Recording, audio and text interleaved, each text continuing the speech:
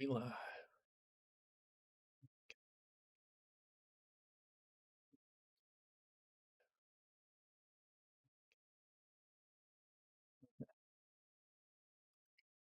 I can now have my chat up on a different window.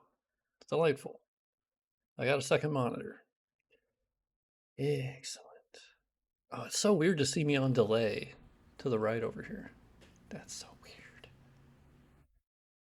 Okay. I hold on, I gotta post on Twitter.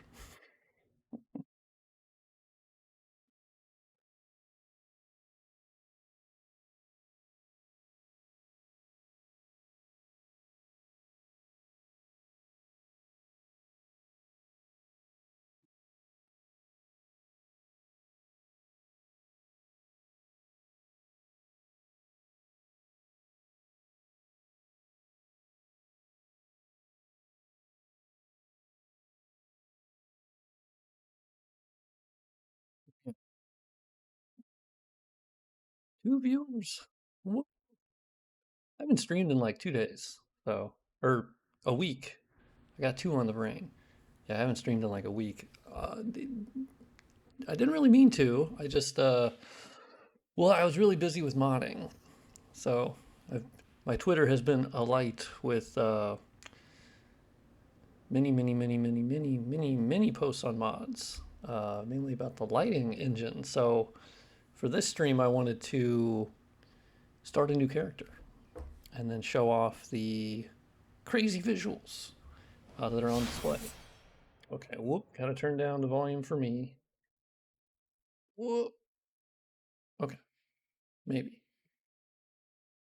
Let's see if that works. All right, there is no new information. Great. As you'll notice, I am playing online, as that works just fine, which is delightful. Move my window. Let's select new game. I gotta delete one. There's one that doesn't even have a name, so that's delightful. Delete selected character. Yes. We will delete that character any day of the week. Well, so we're gonna test something. I had a huge glitch appear today, which was I tried to start a new character, and that worked fine.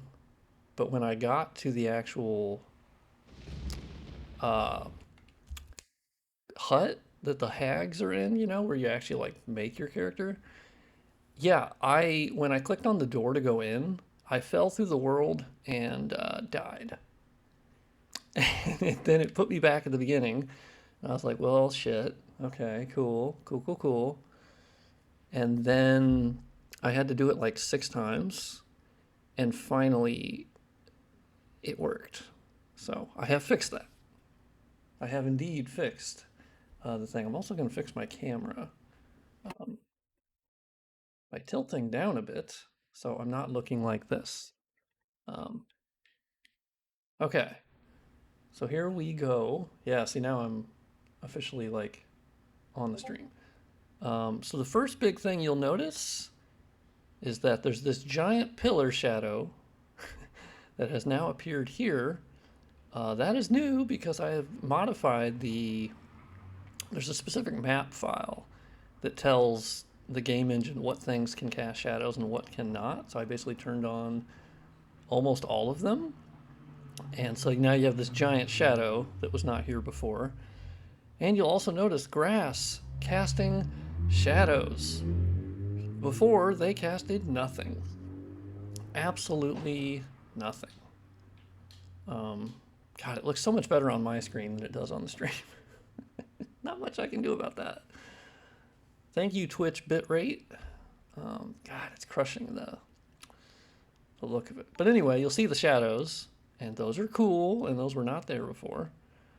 So now basically everything is casting a dynamic shadow, which looks pretty damn good, if I will say so myself. I've liked this. Coming up here, you'll see how atmospheric it looks now. Of course, on the stream, it won't be nearly as dark as what I'm looking at. Damn, it really is. Way brighter on the stream. I I knock my... Can I knock the brightness down? I'll see what it does to the stream uh, darkness just for a second. Eh, okay, I'll live with it. Okay, I'll have it be darker on mine so it's brighter on yours. But so the other thing you're going to notice is that this bridge here usually had a floating light that was made from nothing and it was cast from no actual light fixture.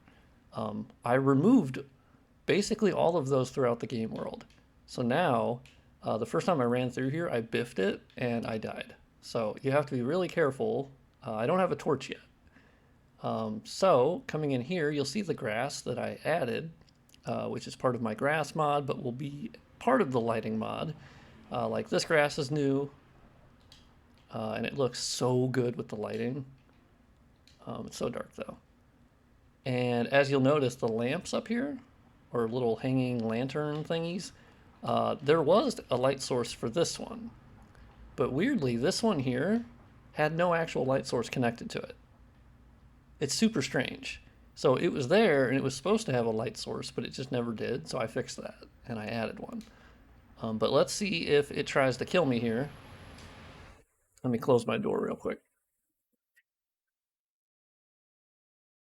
Ew, I'm back.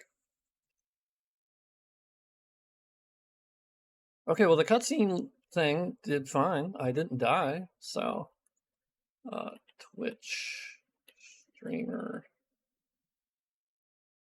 Oh. Okay. I had to add the 69. Okay. That is my name, Twitch Stream 69. Yes.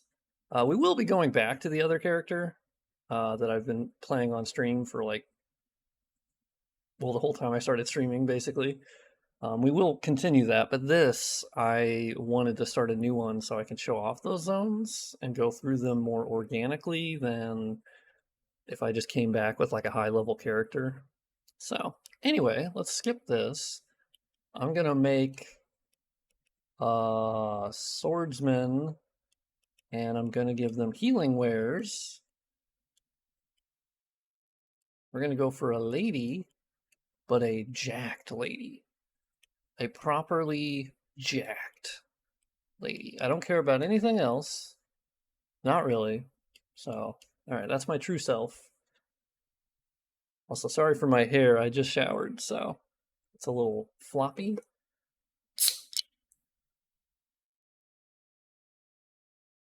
Not sponsored by Dr. Pepper, but it's real good. Real good.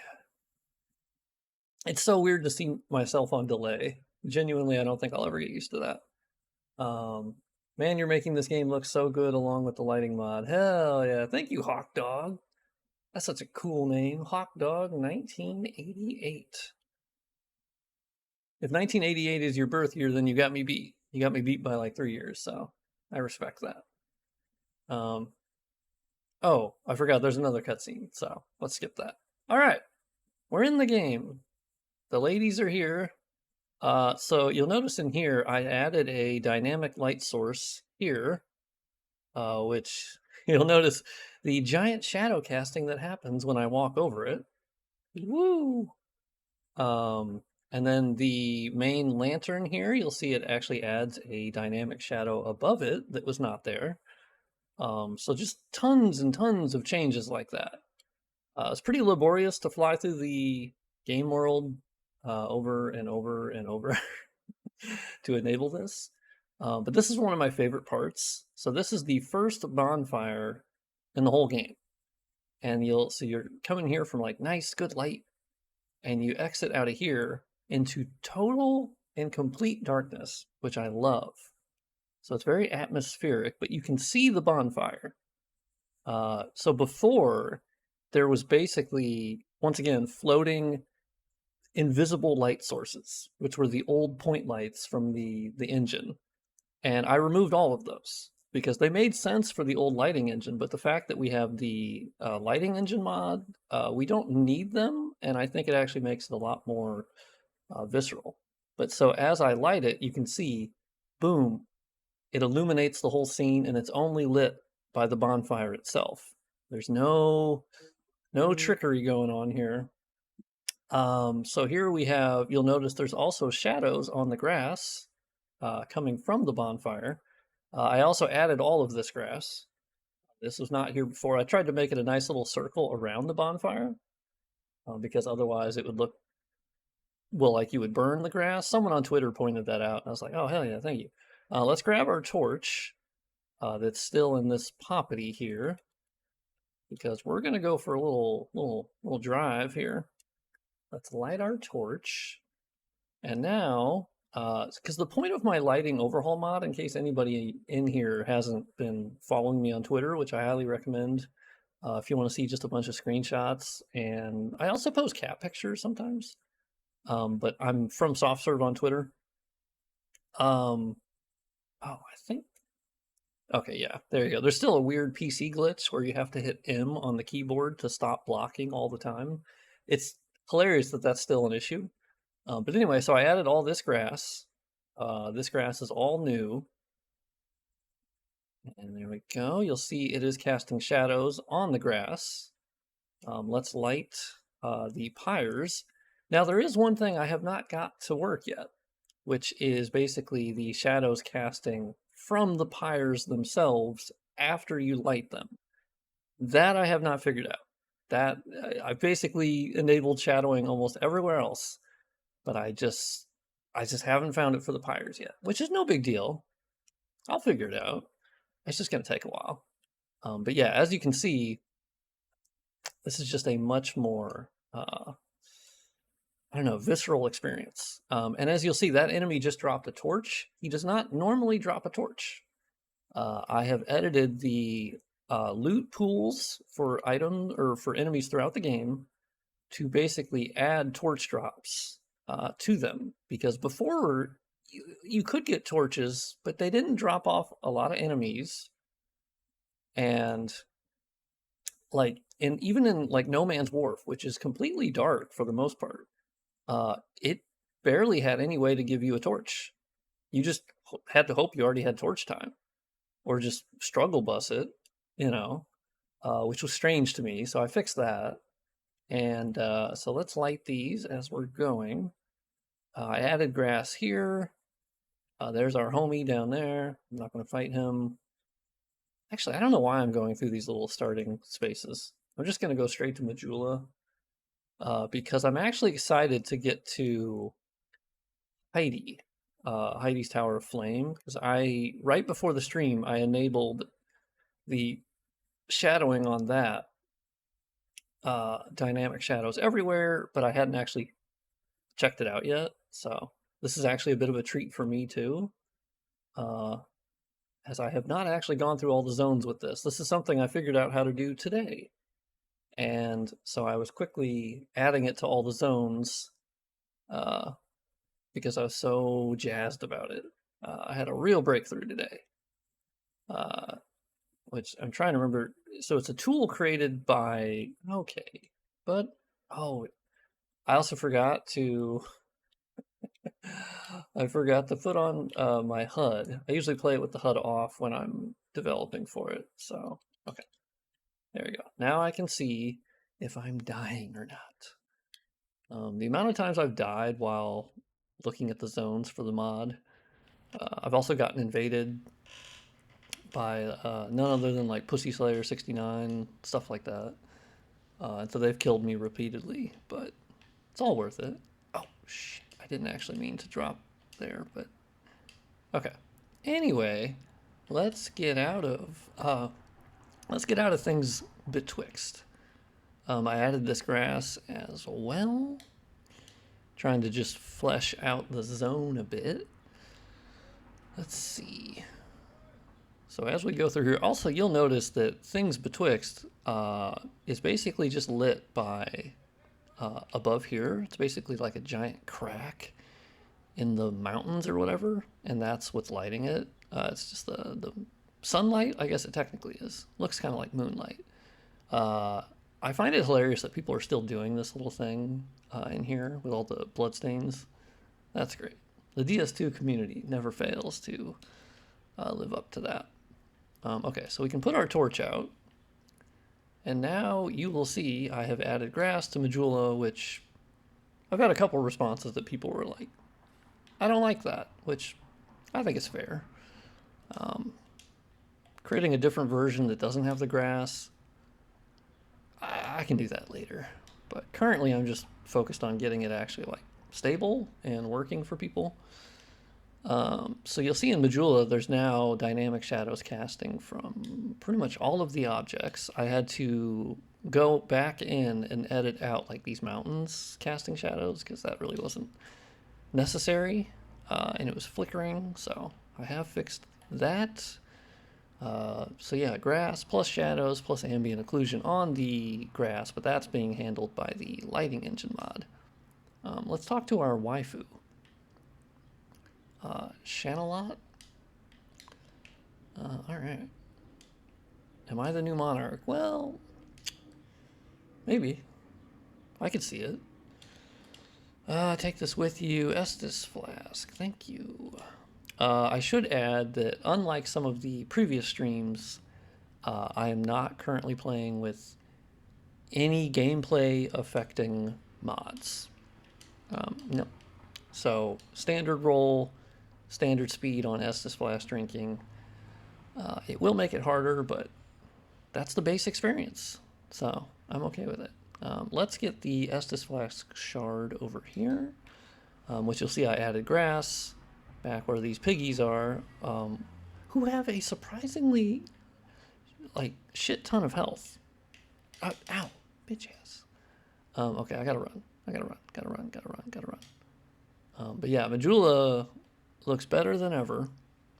It already looked really great, but now basically everything is casting a shadow. So you'll get these new big shadows. Ooh, we got 20 life gems. I'm glad I grabbed the healing wares as my starting item. Okay, so let's give her the shirt. Oh, no, I didn't mean that. No. Okay, upgrade Estus Flask. And then we're going to head towards Heide, which I can show you guys the changes I've made there as well, as some of the torches were dynamic already. That's the interesting thing about DS2 is that the engine already supported dynamic shadowing. It's just that they didn't end up really using it. Also, look at this nice shadow cast by the wooden fence now. Ah, it's so cool. Ooh, actually, let me try to get through here without a torch. I have the brightness all the way down just so it's a little bit darker and more contrasty for you guys.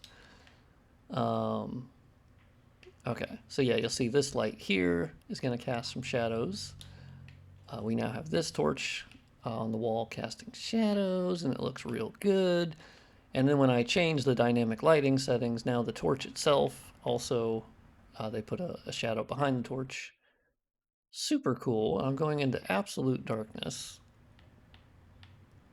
Okay, I'm gonna figure this out. Okay. Nope, not that way. Oh, is it this way? Oh, I'm finding my way. I'm literally fumbling around in the dark as if I don't have my glasses on.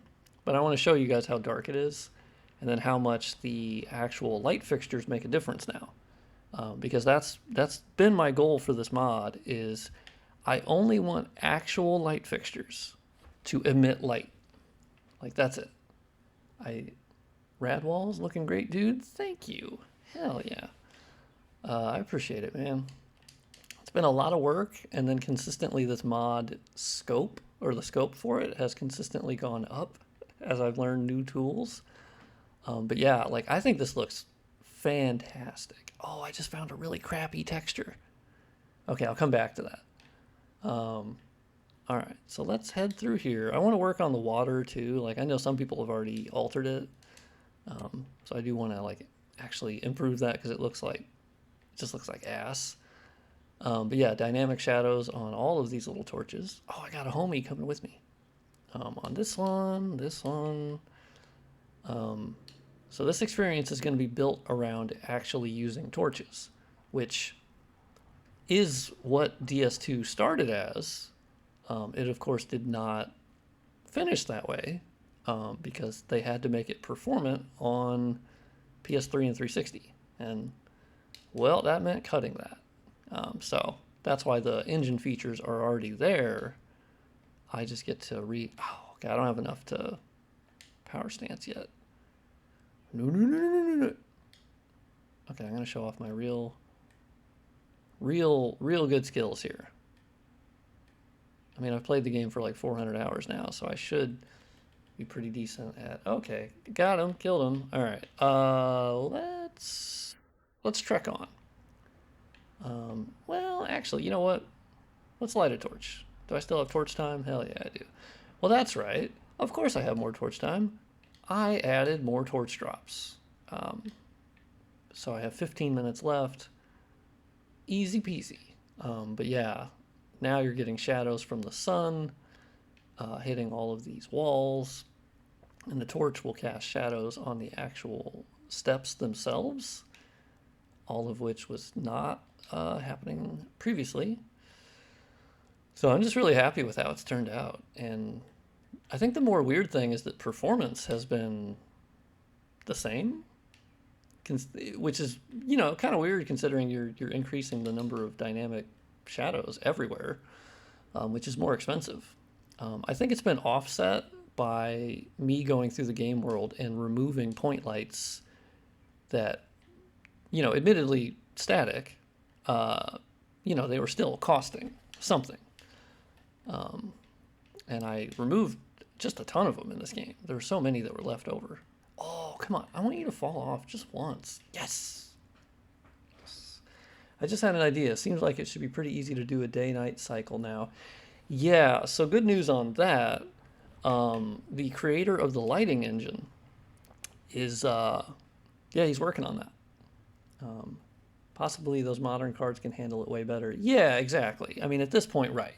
Dynamic shadowing, standard rasterization techniques that, yeah, are very performant on modern GPUs. Luckily, like, people have asked me a lot. They're like, hey, you know, you've been saying you're playing in 4K with, like, super textures and you're doing all this lighting work. You must have, like, a crazy rig. And I'm like, no. Oh, I just found another terrible texture. God, how did I miss that? No, I'm running a 2060, RTX 2060, 12 gigabytes, so it is, you know, more VRAM, and a Ryzen 3600. So not a crazy rig at all. Super mid-range, you know. And the fact that it handles all of this new shadowing flawlessly is just awesome. So we'll definitely see once more people get their hands on this. I'm hoping to have this mod in an initial state. Oh, you're gonna do a little bang bus action here? Okay, that's fine.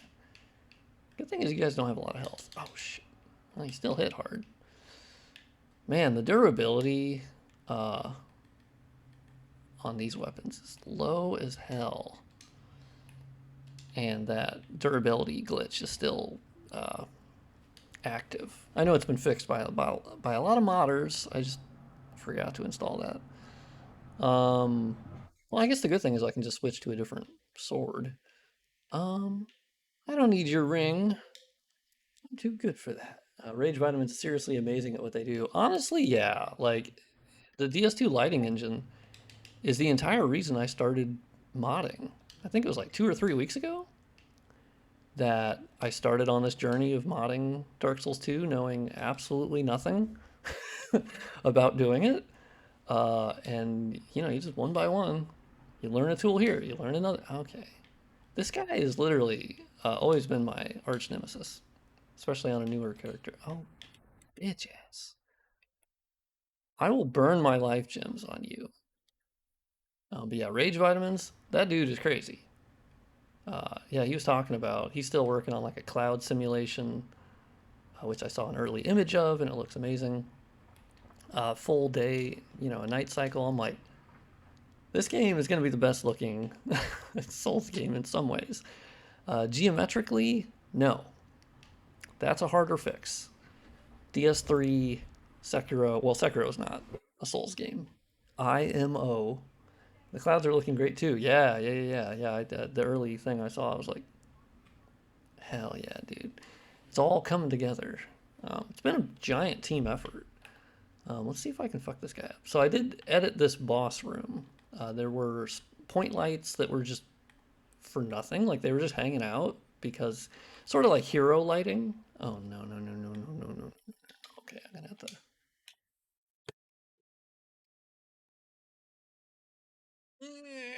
Okay. Hey, yeah, swing that way. Okay, I gotta switch. I don't have any ADP. Okay, success. Success. I hot swapped. Oh my gosh, that was stressful. Dying to Dragon Rider, that's just that's not allowed, to be honest. Like he's a chump. He's a disappointing boss. His move okay, bitch. Bitch. Okay. Back oh, you did not. You hoovered. That was a hoover. Okay, let me back off. Let me back off. Well, no, let me go towards the danger. It's in a Souls game, that's always the better idea. 99% of the time. You have to become the danger. I'm only torching right now to show off, like, super show off the dynamic shadows. Just because I think it's really cool.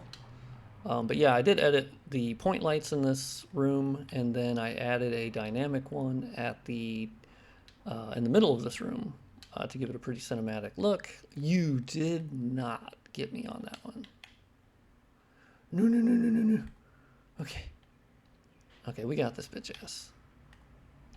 Yeah. Woo, baby. Geo is difficult, but I don't really mind the Geo here. Made by brilliant Japanese team.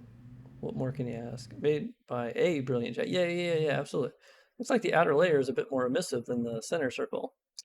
Yeah, that's true, actually. Huh. I gotta look at that. What's on? Yeah, it really is. Oh, I did lift one of them. Hmm. Interesting. I'm gonna log that away for future reference. Let's go up.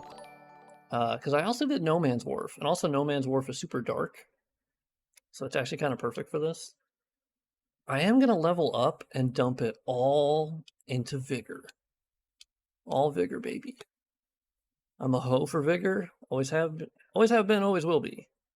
I was joking on an earlier YouTube short that I made back when I was making those for whatever reason, and I joked that I thought it would be funny if Elden Ring required a certain Vigor level to get into the DLC. That didn't happen, or I don't. That definitely won't happen. Um, so much to go over in this game. Alex with the sub. Vigor check. Hell yeah. Yeah, oh, you saw that? Yeah. Well, yeah, because now that my YouTube channel has, like, actually gotten viewers, which I'm so blessed by, that people are actually coming in, subscribing. It's really nice. It's nice to see. Yeah, no, I did make... Some people have been watching that now. And because I also posted one about a Bloodborne remake, where I'm like, it is an eventuality. It's not an if it will happen. Oh, it will. I'd stake. Well, I don't know what I would stake on it. My life, maybe. I don't care. I'm a hollow at this point anyway. Like it's gonna happen. There's no actual reason for it to not happen. Okay, don't get these messages out of here. 50 is the soft cap in DS2. Yeah. Well, so obviously, as a person addicted to Souls games, I live vicariously through other people playing Elden Ring and all the Souls games for the first time. Just to try to get that sense back of playing it for the first time. If I could forget and then do it again, I would. But yeah, I've noticed there's just a ton of people that don't level Vigor. And then they're shocked that they're like dying in one hit or two hits. And I'm like, dog, you gotta, some of these bosses. And personally, it's because I'm not that good. I'm not good enough. I need the Vigor. Even in Bloodborne, I stacked health. Watching a first playthrough is hard for me. Okay, yes, I'm glad you brought that up because it was hard for me too. When I first started watching them, it was brutal because I kept wanting to jump through the screen and solve everything for them. it was absolutely maddening. And so I was kind of worried that like I'd always think that. Oh my god, look at that jump. 742 to 1222. Shit. No, no, no, go over there. Oh god. Yeah. It's like in Dark Souls 1 when they would go over to the skeletons at the graveyard, I'd go, "No!" Like please, please go the other way. Undead Burg is where you're supposed to go. Because I think that's the misconception about Dark Souls, that I don't actually think they're super abnormally hard. I think they are obtuse, but they're basically, once you adjust your brain to understanding what they're trying to tell you, then it's not that hard. I think that's sort of, but it does require more of you than other games. I think that is the difference, where it's more old school. Where that used to be the norm for a lot of games, is that especially on like NES, Super NES, like a lot of those games were fucking brutal, and you couldn't save scum, you couldn't like. So we're kind of going back to that period a little bit. I feel like with the Souls games, where we also broke the curse or the streak where game developers or publishers mainly assumed that you couldn't make money on a really difficult game. Oh shit, I meant to light my torch. Yeah, real hard games like Mega Man X. Okay, yeah, I haven't played Mega Man X, but I've heard about it. But I know a lot of those, yeah, side-scrolling style games can be brutal. Absolutely brutal. And we slowly got away from that, where I think it was really just mainly publishers. Oh, so here's a glitch that's been happening. As you'll notice, my torch was illuminated, but it wasn't actually putting out shadows. I believe that is because there's too many different shadow casting elements going on. So I do need to look at that. I added this to Heide pretty quickly, and I didn't really check that. So this is what testing is for. But look, you can see on the little, what do you call those? Why am I thinking balcony? It's not a balcony. Railing? I don't know. I can't say words, but you'll see the shadows on them. Ugh. And then on the building, oh, it's so good. I'm addicted to the shadowing. I can't get enough. One thing I am investigating is, you'll see with my left hand that's holding the torch is not showing up itself. The actual like stick portion of it. I am looking into that.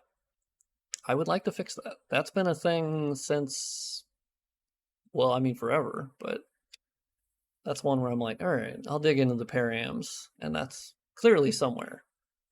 All right, let's head over to the Wharf. I was getting some flickering, but don't have the most updated engine. Yeah, I think, yeah, if you go to the beta section of the Discord, I believe some of that's been fixed. Oh, bitch ass. I've actually been super lucky with not really having like flickering issues, and I didn't even have some of the issues that with the texture mod that I made, but some people were having the issue, and I was like, oh shit. So I have fixed that. I did have someone ask me, they're like, hey, are you still going to be doing the texture mod? I'm like, yeah, I have enough free time. It's kind of on the back burner, you know, but it's still there. Like, it's to a more secure point at this juncture. I feel it's stable. It looks good. There are still shitty textures I need to fix, but they are few and far between. I have been all over this GD game world. Also, the good thing is I can do both at once. Because of the way that the lighting engine editor mode works, which I don't recommend most people go into, but, oh, backstab, baby. No, I can actually do both at once, because I log in very frequently when I'm working on the lighting mod, because I have to basically check my changes. And when I'm in editor mode, I can actually change a texture within like 1 minute while I'm doing it for the lighting mod as well. Like, ooh, I just see these here are kind of shitty. Okay. Or no. I'm an idiot. I realize why I'm seeing shitty textures today. I disabled the overriding of textures for the stream because honestly, most people can't see it on a 1080p shitty bitrate Twitch. Also, I guess there's no game sound. Oh, shit. Okay, thank you for mentioning. There's a good reason why there was none. I turned it down. Um, oh my god, you guys have literally just had to hear my voice this whole time? Shit. Okay, you'll have to let me know how that sounds. Oh my god, I can't imagine looking at my mug and hearing only my voice for however long I've been streaming. That sounds like torture. No thanks. So hopefully that's better. No, it was nice and soothing. Really? Yeah, it is one of those weird things. I think it's pretty common among people who start streaming or making content. Because I remember one of the YouTube guys in the Souls community, Moonlight Ruin. I think he posted a video and he was like, and I used my voice. I think he didn't want to use his voice because of his accent. But I think it's common among streamers and whatnot. That they're like, because personally I'm like, I don't really like my voice when it's recorded. I don't mind it when I'm talking. Like when I hear my voice, I think, oh, this sounds fine. You know, I'm not like Tom Selleck or something, but, or what's a good, Morgan Freeman? Like, yeah, I'm not that level. I'm nasally. But whenever it gets recorded on a video, I hate it. I just don't like it. It sounds like shit to me. But I understand that's because I think it's not actually because of what it sounds like. It's because it doesn't sound like what I hear. And so just because of that difference alone, that's why my ears go, oof, don't like that. You're a natural. Hell yeah. Thank you. I really appreciate that. It makes me feel good. Because honestly, when I started, I was like, I don't know if I'm entertaining enough to stream. Like, because I personally watch a lot of Twitch streamers. And that has been something I've noticed of some of the people who have started streaming. Like usually it's people that are in the chat of the streamer I'm watching, like they get rated, one of the viewers, and you just notice right away that they don't have the juice. And personally, I didn't think I do either. Like overall, I'm like, I still don't think I'm nearly as entertaining as the streamers that I watch. I think I found just some of the, and they're not even like big streamers, they're just people I've stumbled upon. And but yeah, I don't know. I try hard to at least have it be mildly entertaining. I think mine are going to be very nerdy. So the people who are going to watch it, which are mostly just going to be Souls games, to be honest.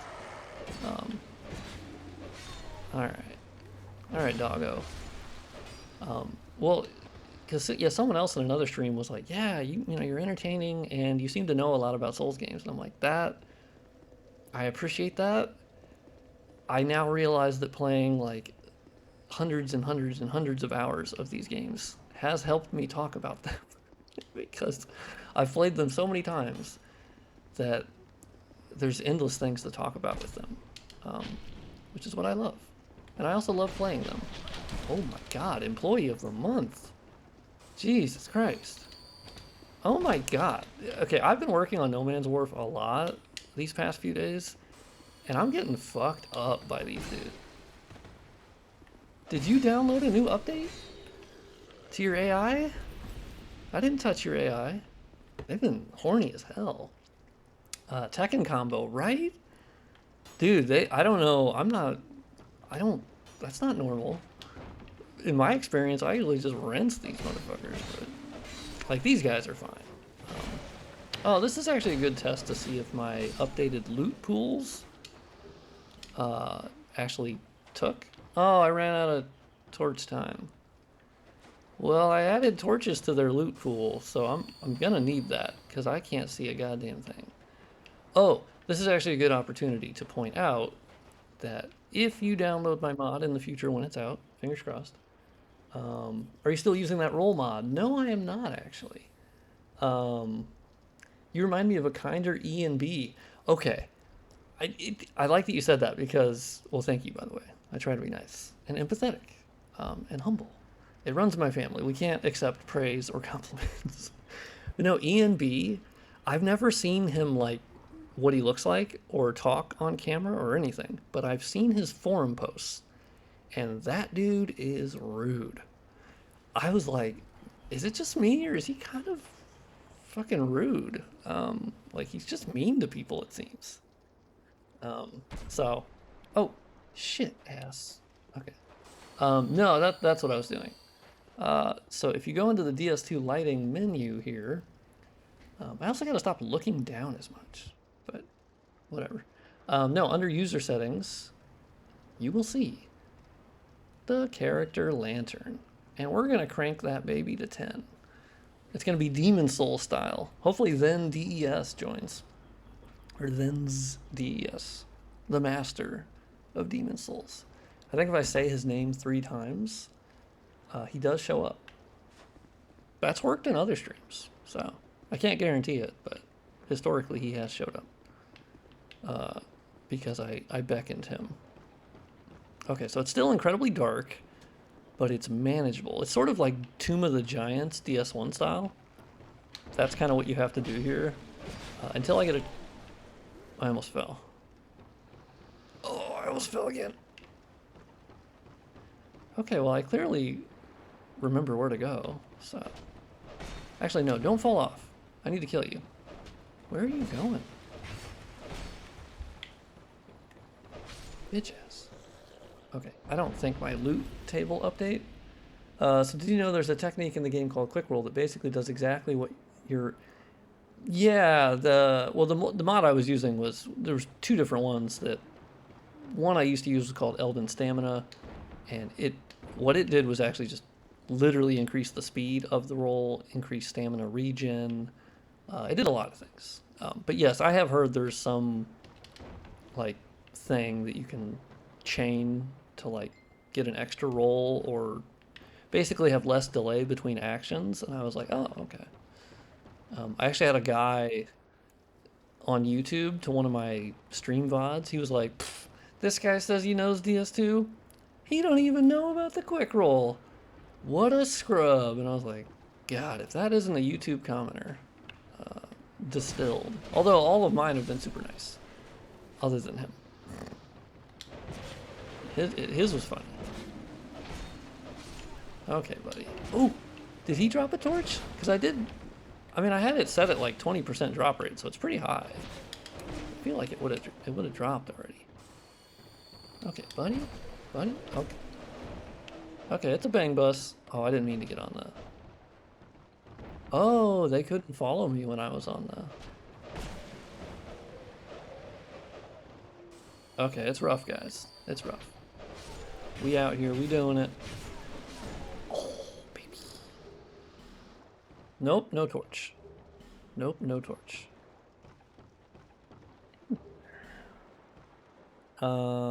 It's all good. People say the funniest shit. Yeah. I've had people come in and say the meanest stuff. Ooh, do you have any good examples? I always love really like stupid mean things that are like, why are you the way that you are? And it's so mean that it's just genuinely funny. I think the meanest one I've had so far, I mean, it wasn't like overly mean. It was just dumb. Where I've said it on stream before, so where the guy was like, damn, I really wish you would have picked a better game to do a texture mod on, or a less shitty game or something. And I was like, that is one hell of a take, that you would take the time to say that to someone. That's so weird to me. I loved it. I was like, this, I gotta heart this, I gotta, it was great. Shit. These are the employees of the month. I also... Oh, I didn't mean to hit you, Carl. Oh, I already killed him. Yeah, my torch thing didn't work. Oh yeah, the DS2 hate is just wild these days. So, I mean, that's actually been one of the more surprising things about the mods that I've done so far, which is 2. Oh shit, you scare me every time. Is I've basically received 1 or 2 comments that could be seen as not, you know, friendly towards DS2. Everything else has been perfectly great and nice. So, I'm a little surprised by that. I even posted, like, in the From Software subreddit, so not, you know, it's not overly DS2, you know, packed with DS2 fans. And they were like, shit, this looks awesome. And I was like, okay. Very cool. Oh, shit ass bitch. Okay, I'm gonna keep Carl alive. But I feel like it's getting better because of you guys. That's really nice. That is a big part of, I think why I wanted to make mods, other than I just love the game. You know, I started out as a DS2 skeptic, personally, because I played, DS1 and DS3 before DS2, because I had heard the streamers that I watched, they were like, oof, you're going to want to skip DS2. It's pretty bad. And I was like, okay, I didn't really know any better. So, and it's not to say that's not like an opinion you can have. It's different, and I understand that, some people will prefer the style of 1 and 3, whereas 2 is quirky. But I also think it's important to be like open about what I consider to be the flaws of DS2. Like, there are definitely ones that I would point out, that everyone would point out, I think.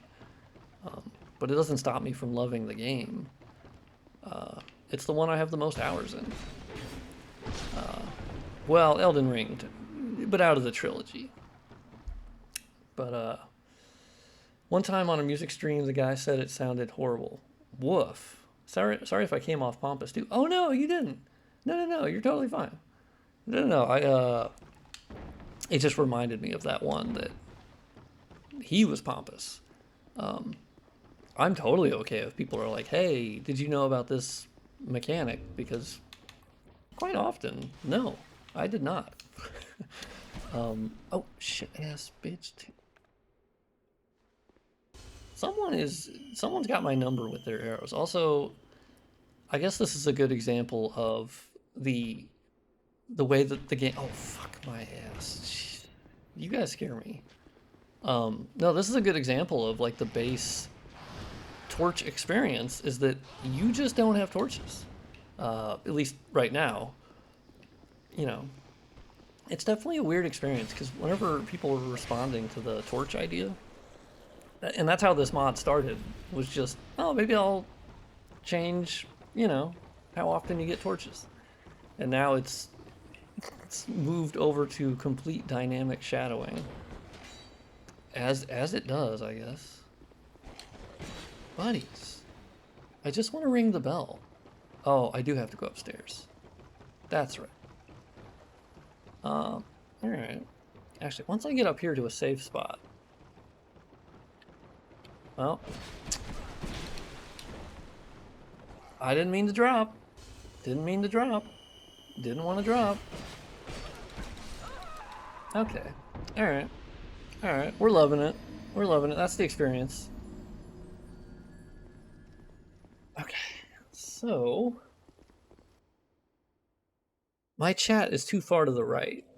It's harder for me to see it, so I'm going to actually do my little trick that I had done prior, for prior streams. Twitch chat overlay. And so then that way I can see it for me. Oh, Pulu73 is now following. Pulu is a legend. He's amazing. He's helping me a lot. He's helped me a lot with different... using DS Map Studio, he helped me edit some materials on grass, give me a step-by-step, which was crazy. What a guy. Super cool. I've met so many cool people from the Souls community, specifically the Souls modding community, which I've always just been a fan of, using their mods. Like, it's so surreal to talk to somebody. Like, I was talking to Yozora, I think that's what they wanted me to call him. And he was like, oh yeah, by the way, I'm like the main guy who did the Seeker of Fire mod. And I was like, you mean the mod that I've downloaded multiple times and loved? Okay. Interesting. So that's been really cool. That's been a lot of fun. Okay, buddy. I am not doing well. I went the wrong way. Did I go the wrong way?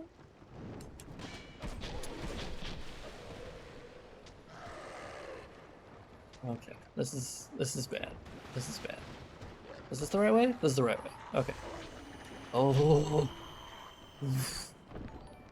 Okay, we're just going for it. We're just gonna go for it. I don't need health. Oh, he barely missed me. Okay. I don't need health or anything. I'm just going for it. It's a lovely community, to be honest. Right? I think specifically, yeah, the Souls modding community has been really nice. But hell, I would even extend that to my experience with the Souls community at large, which actually surprised me a lot.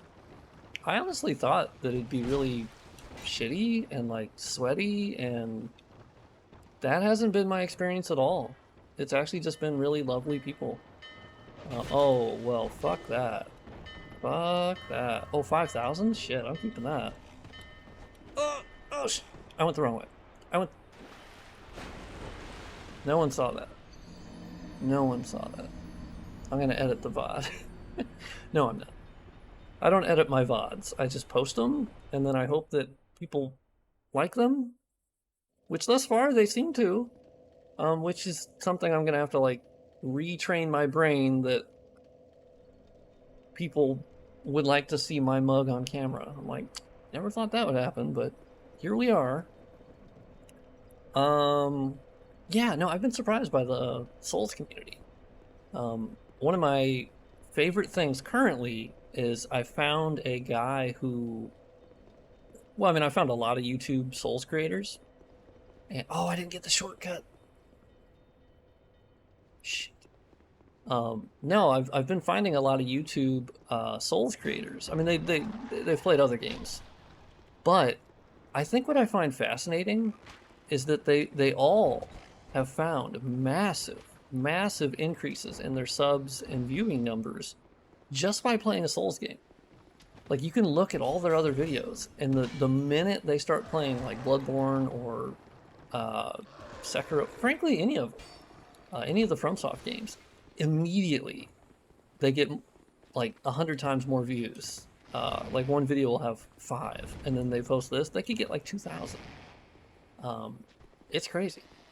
It's sort of such a rabid fan base that loves it so much. And I think it's mainly because of kind of what I talked about earlier, of I need to live vicariously through other people.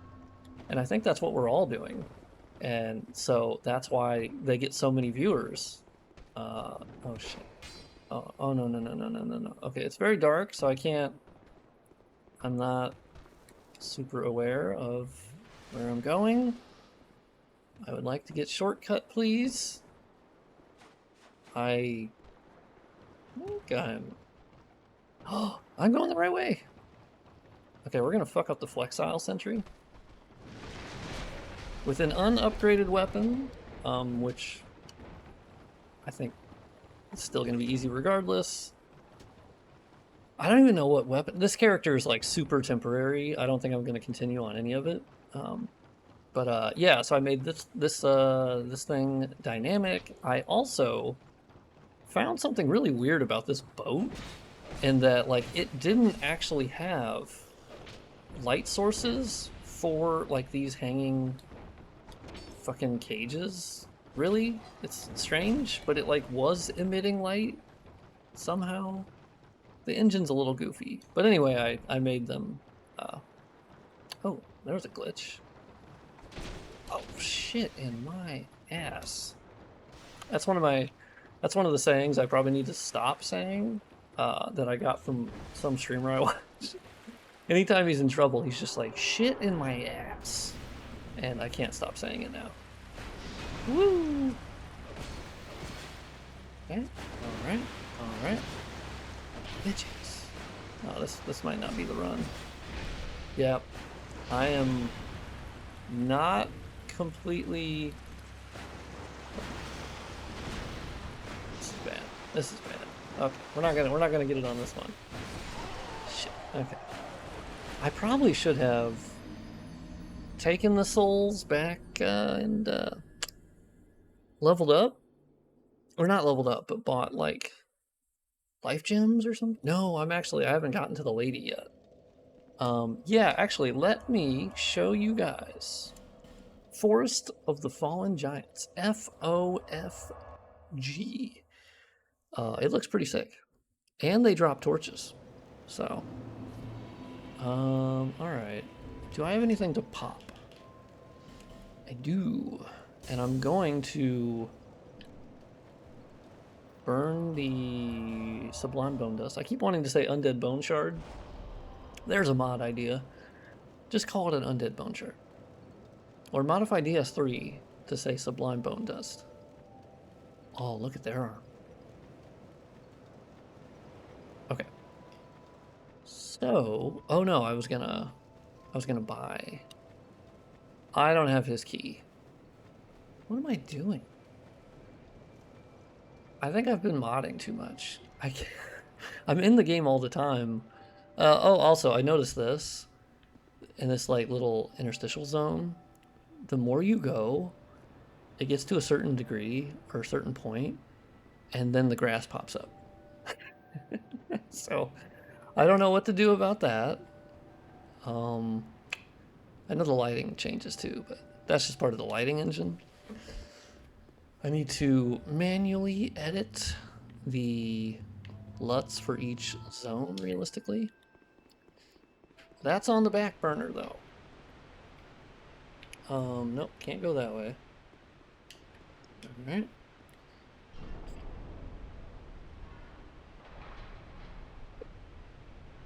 Let's see if I can stumble my way through here. Yeah, see, at least you guys can see some stuff on stream. That's nice. I'm glad that, semi-glad that there's extra brightness through the stream, but I think that's mostly just because the way that OBS handles the footage. But yeah, you'll see in this area, yeah, there's no, you know, imaginary lights. It is being lit by absolutely nothing, and I love it. This mod is probably going to make people die a lot more, but I think that's going to be fun.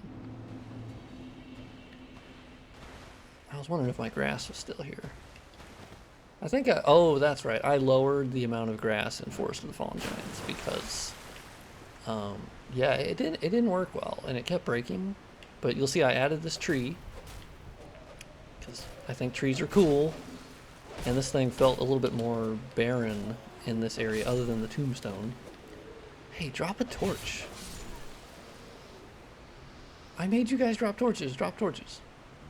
But yeah, I added the grass, which looks pretty snazzy. And then I added the tree.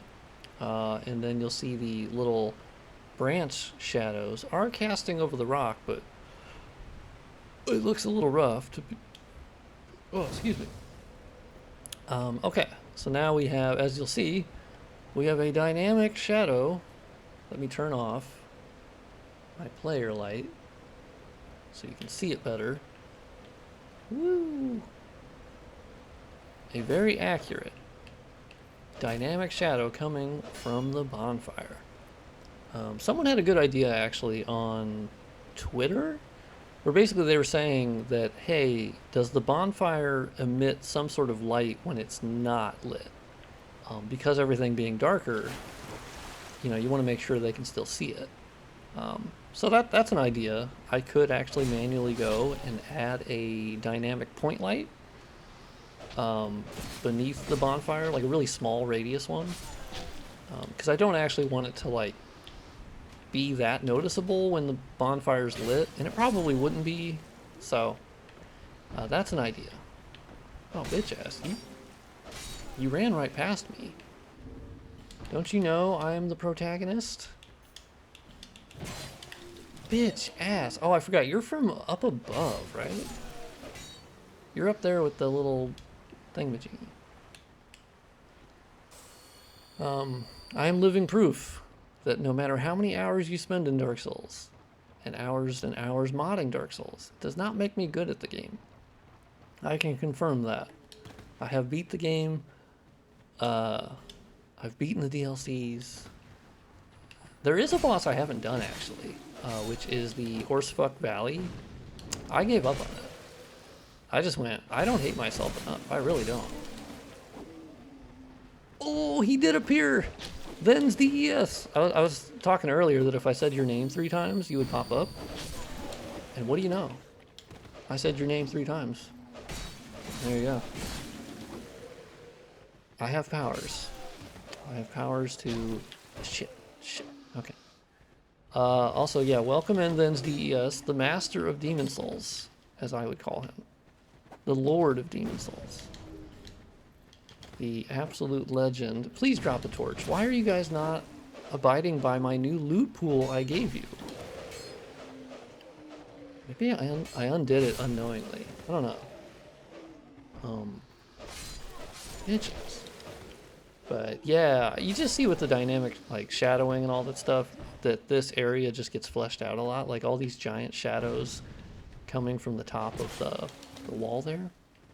It's also hard for me to remember what's in the base game and what isn't, to be honest with you. I try to fact-check myself, but easy to become a lord if there's nobody to contest. Yeah, I mean, fair play.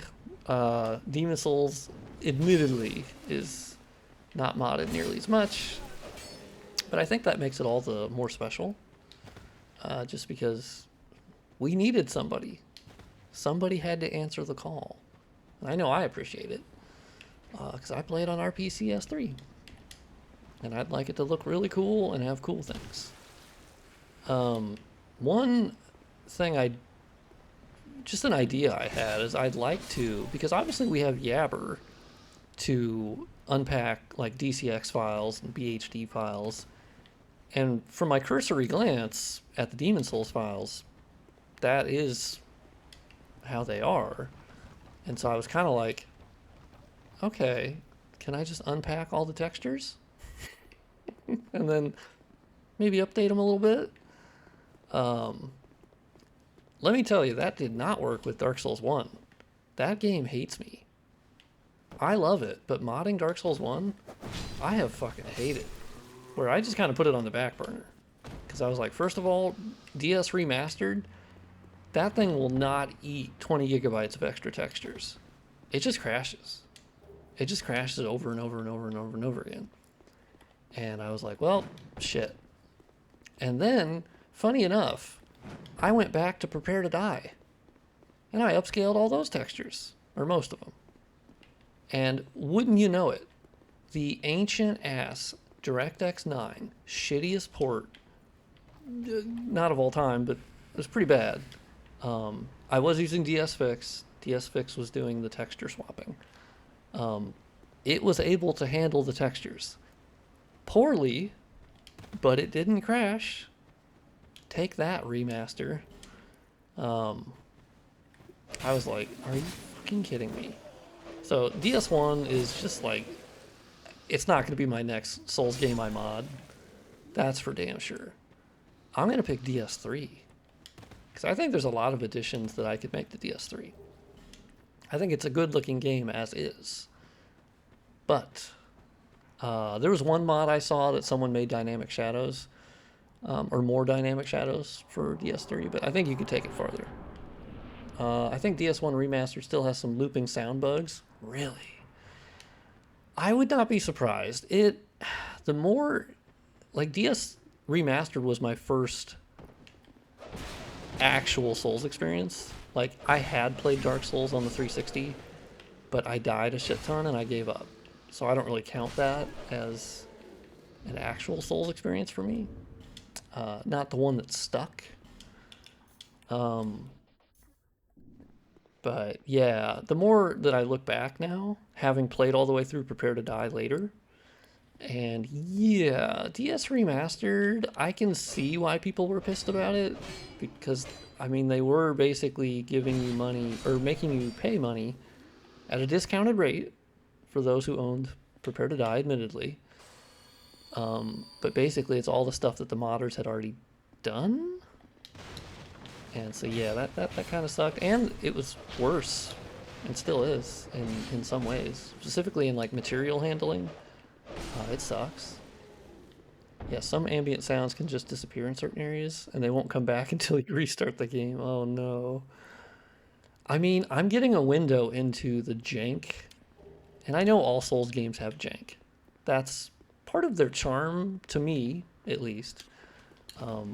I think that gives them, that's part of their identity.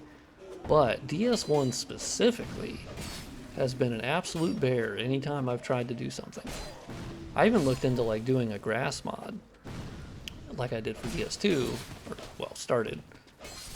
And no, the way that DS1 is handling doing their foliage, they do it in like giant batches.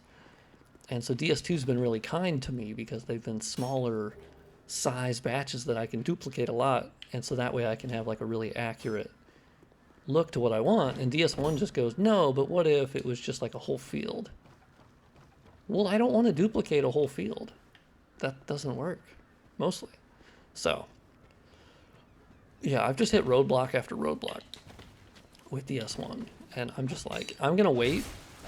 Here's what I'm really excited about. So I don't know if you guys have been following the RTX Remix program, or initiative, I should say, because they haven't actually released the full-fledged program. They've put the super beta alpha on GitHub, which is nice. But basically, once it is a little bit further along, it will be able to intercept the DirectX 7, 8, and 9. Currently, it can do 8 pretty well. 9, it can do DirectX 9 games, but once they start using pixel shaders, it's pretty bad. It doesn't really work.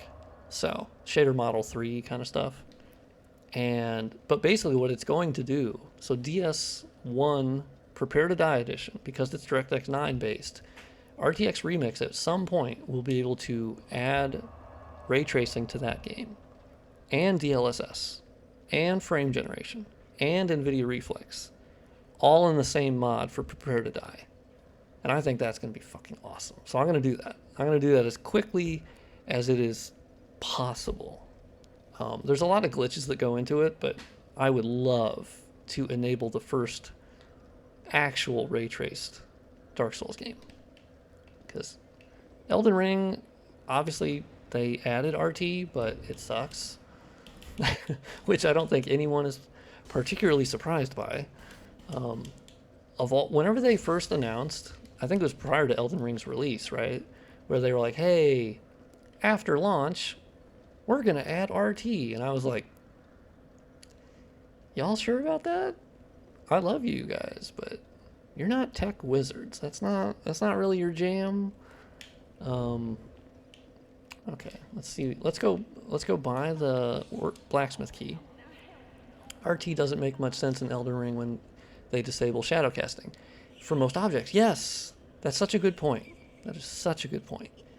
They do, yeah. I was playing the Convergence mod, and I believe that mod, part of what they did is on some of them they enabled shadow casting again.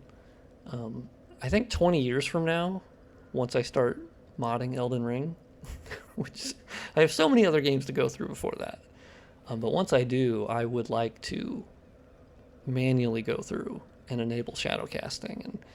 And then me and Trivia on the Discord, she's awesome. She's the main texture person for the DS2 LightingEngine.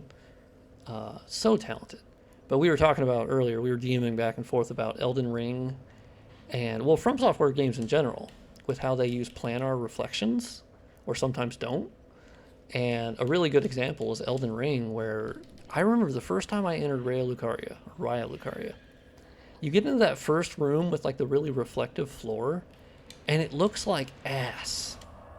Just straight ass. And you're like, why would you guys do this? You've had better reflections in Bloodborne. 2014, dog, or 2015. They used the shittiest cube map you've ever seen in that room. Like, at a minimum, put a high resolution cube map. That's, that's a minimum, I would say, personally. A planar reflection, amazing. They're not used that much anymore in game development.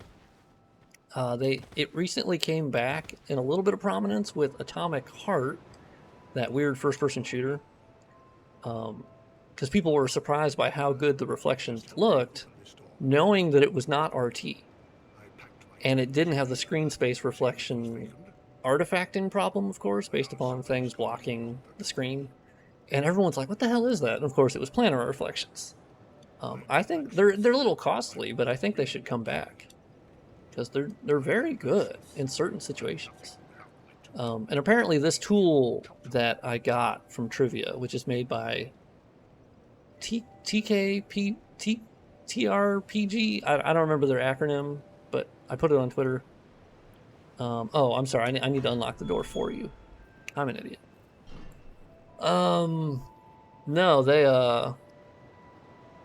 no, the tool that allowed me to add like dynamic shadowing for all the maps, all the map items, I should say, also lets me add like planar reflections to things. So I'm actually really excited to play with that. But that's a separate thing. That I'll add that later. For now, I just want to get it stable enough that people can play this mod, at least by the weekend, right? That's my plan. I've basically been modding for like, how long has it been? 2-3 weeks straight? Every day? I love it though, so that's why I don't see it like work, if that makes sense. Like I just love it. Like I haven't even played a Souls game, like actually playing it. Probably because while I'm modding, I'm constantly loading into the game to test something out. So I guess maybe my brain feels like that's actually playing. I don't know. So this has bleed. We're going to get a falchion. That's just going to happen. We're going to get 2 of them. Because I would like to power stance falchions. Please and thank you. Oh, I need to drink water. Make sure you hydrate, everybody. Not just for me, just for everybody. I forget often. Like, I'll get really tired later in the day, or even midday, because all I've had is coffee. And then I'll go, you dumbass, did you have any water? No, I did not. And then I feel better, so that happens like every other day. By the way, I noticed something in Majula. The statues near the pit cast a shadow that I think is baked.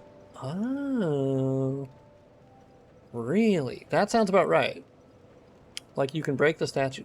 Yes, that is a good call. So I have also noticed that there's a very similar situation in Brightstone Cove, Seldora, where those wood tower things, when you break them, the shadow is still there. And I'm like, oh, that's so ugly. So I gotta find out how to remove that? Because if it's literally baked into the texture, well, there are ways to get rid of that, but actually, yeah, let me go break those statues. I hadn't noticed this before. That's why I'm glad I'm playing this in front of, like, with other people, so then they can point shit out to me, because... Oh, yeah, hey, get out of here. Get... Yeah, there's still the bottom shadow underneath the one that's knocked over. Yeah. Well, that sucks. What the barrel? No, barrel's good. DS2 is so weird with... Like, I can't remember, was I in Grave of Saints, I think? I was modifying that area. And it was really weird because there were a lot of lights that, like, they had the fire coming off a torch, but they forgot to put a light source. Or maybe they didn't forget, they were just like, who cares? It doesn't need to actually emit any sort of light. It just looks like a torch. But I just found that weird, because it looks like they picked some, but not others. There were actually sconces, I guess that's what you call them, on the wall, that were actually pushed too far into the geometry, so you could only see, like, 10% of it. And I actually had to, like, pull it out with the DS Map Studio. There's things like that. And then there was one where they forgot to put one over there, and so there's been a lot of little things like that while I'm going through the game world that I've fixed, and I think it's because the development for DS2 was just so ungodly difficult for them. That's kind of the main thing that I'm realizing, even more so. than I already assumed. But the fact that this game exists at all is pretty surprising, considering everything that they did to make this game and all the mistakes that were made, but I think mostly out of time constraints and then an unfortunately overly broad scope when they started the game. That seems to be what we've heard a lot, is that they were assuming they could make like an open world game, or open world-ish, and that did not end up really happening, as we now know. It had, because I think it was Tanamura that talked about it, where he was like, well, we basically sewed the areas together as best we could because we couldn't throw out what we had already worked on. We didn't have the time or resources to do that. So we basically tried to tie everything together and make the best of it. And so that's why you get this beautiful, beautifully flawed game that I love, truly love. Okay, so that's, I can only buy one. Okay, bud, can I reinforce one of them? Yes, I can. All right, we're jamming. Okay, I'm gonna put on my Falchions. Should I try to fuck up Ornstein?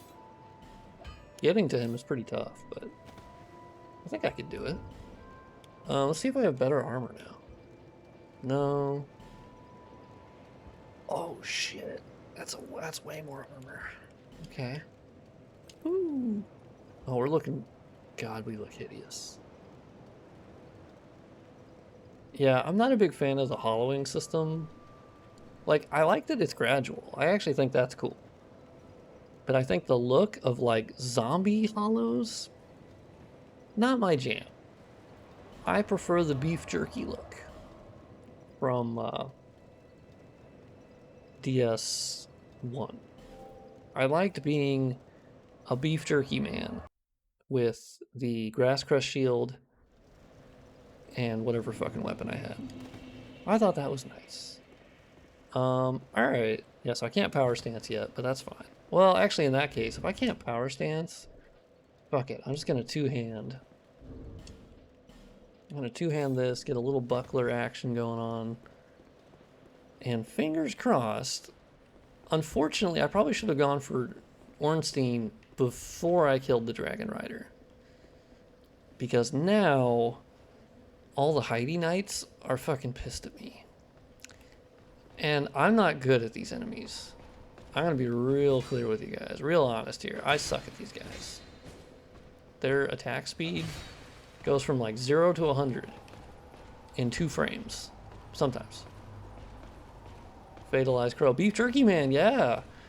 Someone described it as Beef Jerky Man, and I never went back. I was like, I am a Slim Jim. Yes. Well, it's also because in DS1, I personally feel that the mid-roll is overly shitty. It's just bad.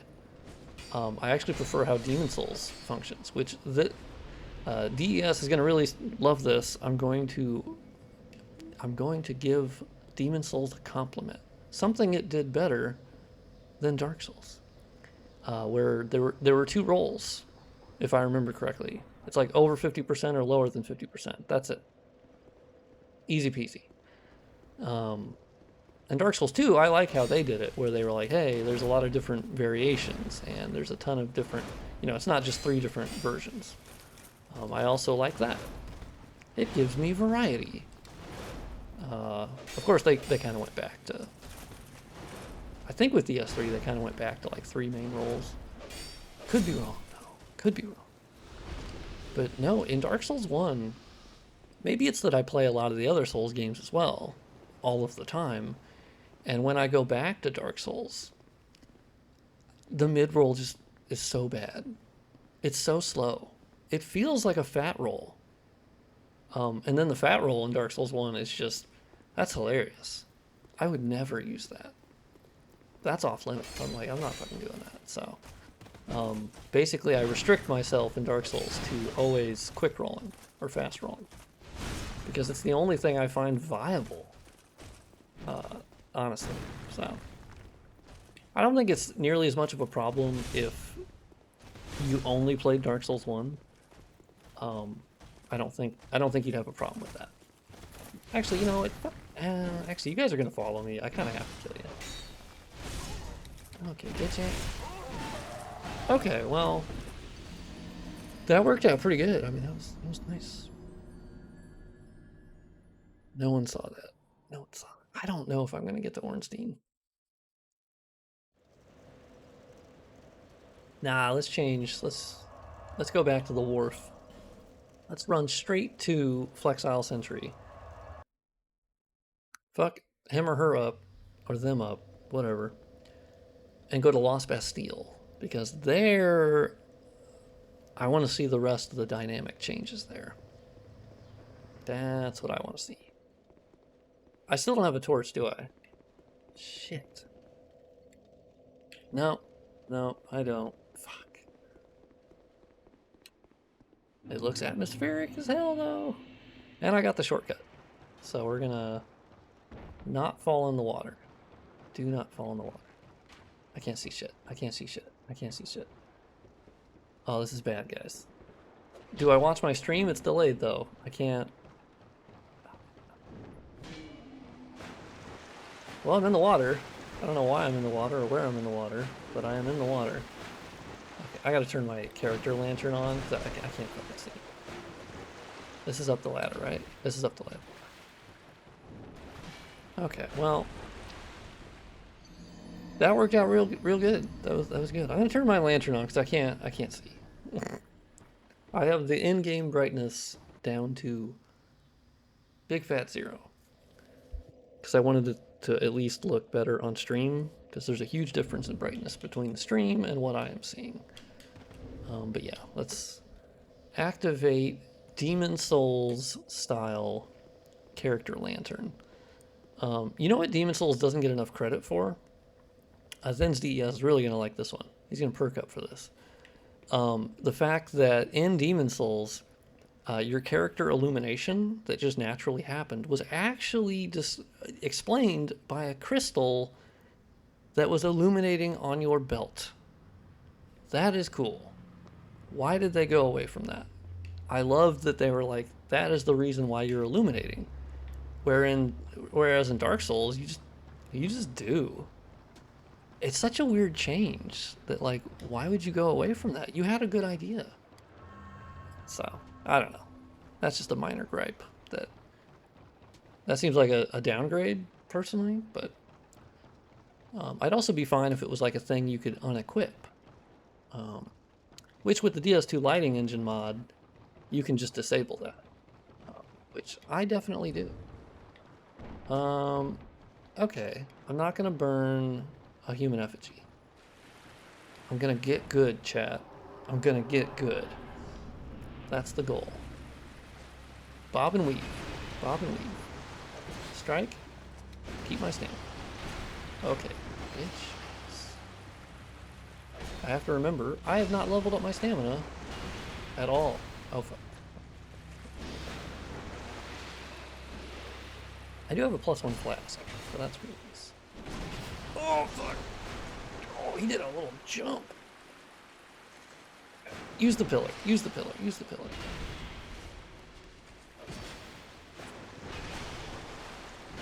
Also, I'm going to curse a lot, so sorry if anyone hates that. During a boss fight of which I'm not entirely sure I will beat, because I am low level, and I haven't upgraded my weapon other than +1.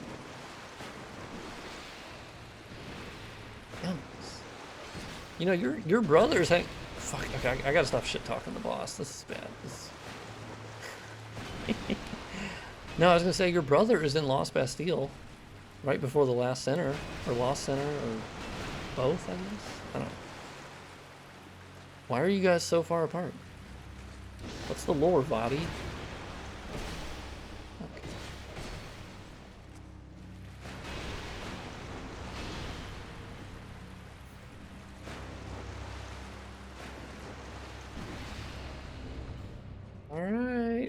jamming. I got a dragon charm. No, no, no, no, no, no, no, no, no. Don't you try it. I'll probably need to pop a human effigy next time. I believe in the build, chat. Whatever small build I have. Bitches. No, no, no.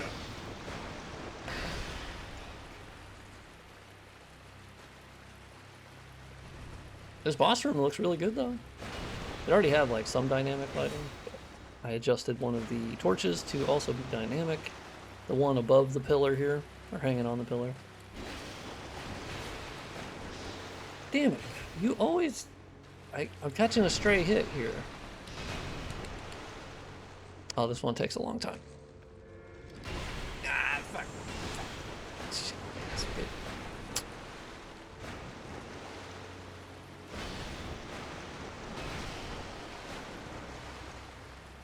I'm doing real good. Just doing real good. Oh, what the shit is that move? Okay, I should have attacked. I should have already attacked. Okay, well. I beefed it. I beefed it. Yeah, so that sucked. I ran out of healing items. I only have 2 Estus Blasts. Alright, let's go back to Forest of Fallen Giants. Let's go do the critical path for a little bit. We'll kill the last giant. He's easy, right? Surely I'll have no problem with him. I guess we'll see. I need more Dr. Pepper. Also, chat, serious question. I have been trying to get something to stick now. I'm trying to create a new fad here. I want to get sponsored by Dr. Pepper. And so what I've been doing is, like, if I'm hanging out with someone or if I'm in public and they offer, like, Dr. Pepper, I basically, when they ask, oh, what do you want? Or what are you drinking? I go, oh, I got DP'd. Or I'm going to go get DP'd. That's what I say to go get a Dr. Pepper. And people look at me kind of weird. I don't get it. I don't know what they think I'm saying. Like, it seems totally reasonable to me. I'm just going to go get a DP. Or get DP'd, you know, so. I don't know. We'll see if it sticks. Seems unlikely right now, but I'll work on it. I gotta workshop it. Alright, we got a Poppity. Damn, this two-handed falchion is rolling. Oh, shit. Hey, give me your armor. I want your armor. Okay, let's... Oh, I gotta pop a human effigy. A hum-F, if you will. Oh, I also have pine resin, don't I? Fuck yeah. I'm gonna save that. Let me save that for Giant Man. Oh.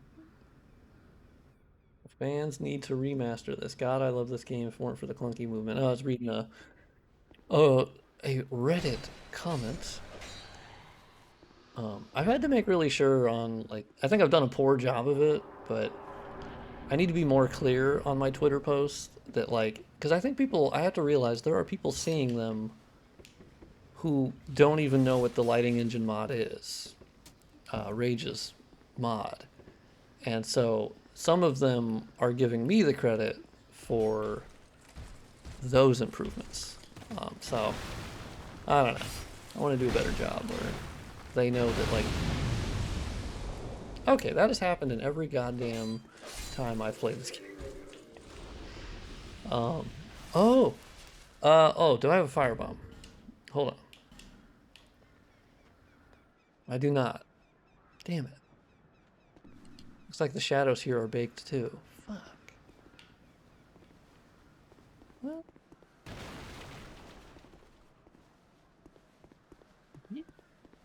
Yeah, well, it's hard to tell on some of them.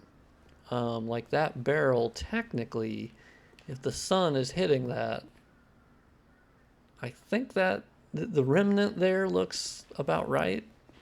Oh, that one is for sure baked as fuck. So, well, whatever. Damn. I mean, baked lighting, like, obviously back when this game was being made, I mean, that's the name of the game.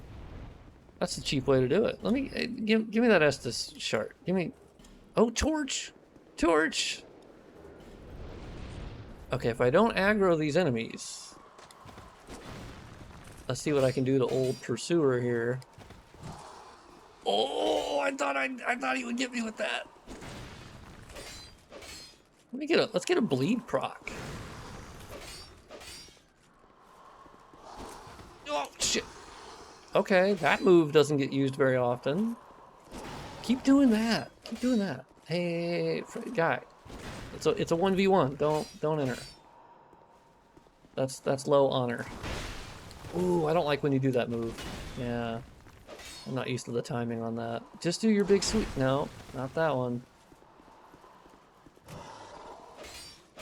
Oh, actually stagger for. Huh. I have no ADP, so this is pretty bad. Yeah, do that move.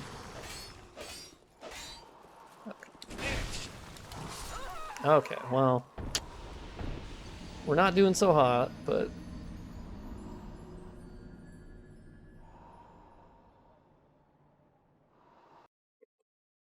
oh man, okay.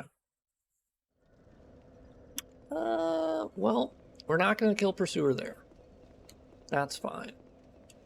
I will lower my standards, or I will lower my expectations for myself. But I will kill the last giant.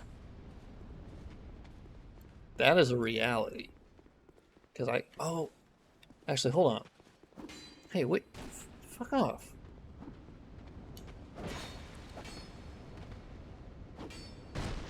Okay. Totally know I am okay at this game somehow. Oh, fuck. Oh, no. If I die to these guys, I will just delete, I'll just delete my Twitch channel. Okay, thank you. Ooh, okay. We're getting some of their armor. No, I meant to enable my torch, although I need the soldier key. Hold on. How much torch time do I have? I only have 5 minutes. Okay, well, I won't waste it for that. I'll just run normally. Alright. So, homie.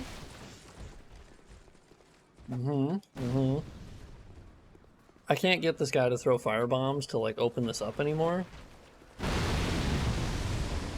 Well, all I needed to do was manifest it by bitching. And it worked, so I gotta bitch more often. That was great. Let's bitch it up. Okay, so that was cool. See you later, bye. Whoop, spin move. Green Blossom, I don't really use that in this game, but probably should. Yoink, yoink, yoink, yoink. Later, nerds. Oh, fuck. Shit, cock bitch, tank. Okay. Okay, we're gonna play a little game here, guys. I'm gonna grab something up here. You all run up here. I run this way. So. Woo! That's right. I just gotta enable this door. Cause that, fuck off. Fuck off. Okay. No. No. Too bad. Okay. So there we go. Let's sit first. And then we're going to light a torch, light a torch, light a torch. Also other, well, this is probably a mod that already exists. It pretty much has. Oh, Jesus Christ. What the hell, did my torch go into fucking Override mode? Oh, that's a new glitch. I don't know what the fuck that is. I got super torch. Alright. Weird shit like this is happening more and more. Just with this mod. Where I'm like, what the fuck is going on? I'm creating weird game glitches that... I mean, that's what happens when you are modifying the params, I guess.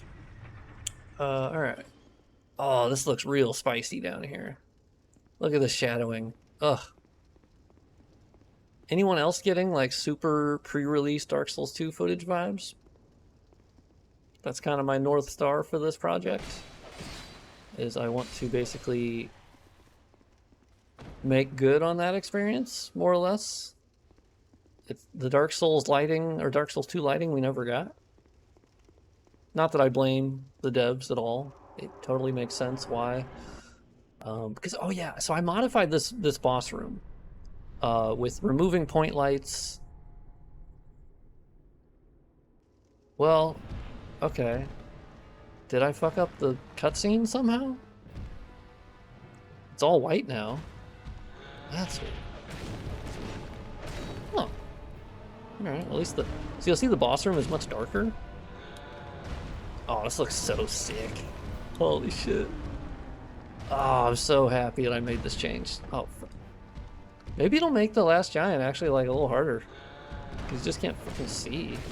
Imagine doing this without a torch. Oh no. That's gonna be great. Buddy. Rip off your arm. Okay, shit. Oh, so you can only see him by the light, because I kept the light on the bonfire. Or not on the bonfire, the fog wall. Fog door. God damn it.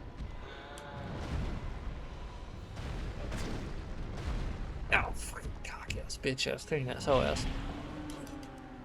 Okay, I can confirm it's harder when you can't see him. Which I shouldn't be surprised, but... Ooh, I think I got a bleed proc. Okay, well he's still not that hard, but... You can't say the ambiance isn't fucking awesome in this. I love how dark it is. Shit. Woo, baby! We done did it. We goddamn done did it. Oh, it's looking real good. Real good with these shadows. I'm still surprised that performance is just not an issue. I also think it's like, well, okay, so yeah, I should point out for anyone wondering that, and for YouTube VOD watchers, which the VOD will be up tomorrow, if anyone hasn't subscribed to my YouTube, which I'm sure you guys have, gotten a lot of support on there. It's been very heartwarming, but I do post VODs there. Usually the next day, honestly. Because it's pretty easy, pretty quick, and I don't really edit them, because, I don't know, I kind of want people to see the unfiltered me, if that makes sense. Like, I'll commonly suck at it, but I'm okay with that, because I think my favorite content creators around Dark Souls are like Quaylag, Vati Vidya, Smotown, Iron Pineapple, and the common thread that you see with all of them, like I watch Quaylag stream quite often, but she's not like a Dark Souls god or something. She is in terms of lore, 100%. She's awesome. But like, no part of their identity is, oh hey, I'm amazing at these games. They're just like, oh yeah, I'm gonna beef it like everyone else. And so that's kind of always been like an endearing thing to a lot of the Souls content creation community, is I haven't really seen many of them that are like shitty. It's been really nice to see, actually. So I do have some Souls. I can buy some titty shirts. I'm still gonna get that trend going. My brother and I call them titty shirts, but it's also known as tight night shirts. Wow, this looks so much better. Oh yeah, my on-screen thing cut off your comment. Thank you. I know, right? It looks so good. And this is with god-awful Twitch bitrate. So, also, yeah, that's the other thing. What you're seeing on Twitch basically has the contrast crushed. And it looks like, because I can see both right now between what I'm seeing and what you're seeing. Yeah, it looks like twice as good. Also, I'm playing at 1440p, so I get that benefit. But I promise you, when you have the mod in your hands, or on your hard drive, whatever we want to call it, it's even better. So, pretty damn good. I'm very, very excited about this. And there was someone on Twitter, there's been a couple people. Today, someone was like, hey, or no, it was on Reddit. They were like, hey, have you thought of reaching out to Stade to see if you want to collaborate? And I'm like, oh, God, no. He's incredibly more talented than I am. I couldn't help him. He's way beyond my skill level already. So there's just no part of what I'm doing that would help him, because he's already doing pretty much everything that's in my mod. I think he has shown in his work in progress one. And I think we've used similar tools too, but he has a bunch of other stuff he's done. So people are seeing the similarities there, which is flattering. But I'm like, dog, I couldn't help that guy. He's awesome. And I've watched some of his streams too, and so excited for his mod. But he's going like, the scope of his mod is like 5,000 times what my mod is. So I appreciate the comparison slightly, but I'm also like, don't put me next to that guy, because he's fucking awesome. So reinforcement, yeah, I need to reinforce. That's what I was doing. But yeah, it's I'm like, oof, no thanks. Not that this is in any way comparable, but there's a God, what's his name? I can't remember his name, but it'll probably come to me later. That he's like a really good guitarist and kind of like a blues rock kind of person. And, you know, people started writing articles about him going, hey, it's the next Jimi Hendrix. And the guy was like, please don't say that. Don't put me up next to Jimi Hendrix. That's unfair. That no one should be, you know, compared to that. So okay, so we killed Last Giant, and we have a +3 weapon. We unfortunately burned. No, I have a Poppity, and I have a Shart to give her for the Estus Flask. Yeah. Cool. That reminds me, yeah, so I've basically done all of the lighting edits and dynamic light, adding for the base game. I have not done the DLCs for that. Those I will tackle next week, probably. Post an update for that. Because the DLCs are so much more complex on a level design, or from a level design perspective, a lighting perspective, like the density is so much more than the base game. So it's a bit of a bear. So I'm gonna put those later, but I will do those. I just would like the whole base game for people to play, and then they'll find all the glitches that I can fix, because that's definitely gonna happen. All right. Yeah, I had an article in DSO Gaming or whatever. It popped up in my Google News feed, which is always surreal. Where they pop up in my feed, they're like, "There's a new lighting mod coming," and I'm like, "What?" And then it's my upcoming mod, and I'm like, "That's sweet." Unfortunately, in the article, they said that my texture mod will be bundled with it, and I was like, no, they work together, but I am not putting 30 gigabytes of the texture mod with this new mod. Nah, I'm good. People can download the texture one if they want that one. Which does bring me to the next thing I do want to talk about, because I forgot to bring it up later. I've tried like 5 times, and then I fucking forget. Is that I was actually talking to Rage the DS2 lighting engine creator, and he was like, "Hey, can you test your grass additions and whatnot, the changes you've made with the base rendering engine, basically uninstalling the DS2 lighting engine mod." Because he wanted to see the GPU utilization difference. Yeah, okay, let's try Flexile Sentry again. But yeah, he wanted to see if it works, which he was like, yeah, it should, and what the performance is. But yeah, so this upcoming lighting mod, which will include the grass mod, making bonfires all dynamic and adding all these dynamic shadows, that will work with the base rendering engine. I don't recommend it, because DS2 Lighting Engine is like the easiest install ever. And it's a small download, it's tiny. And you literally just copy it to your game folder, you're good to go. And so when I release this lighting mod, I am going to put in the settings for the mod that like it requires the lighting engine. I'll put a blurb in the description that technically, if you want to use the base rendering engine, you can, but I'm not going to like actively support it. Like, if there's a bug that only happens with the base rendering engine, I'm not going to go in and fix that. Maybe I'll change my mind down the road, but honestly, like, the DS2 lighting engine, I have designed it with that in mind.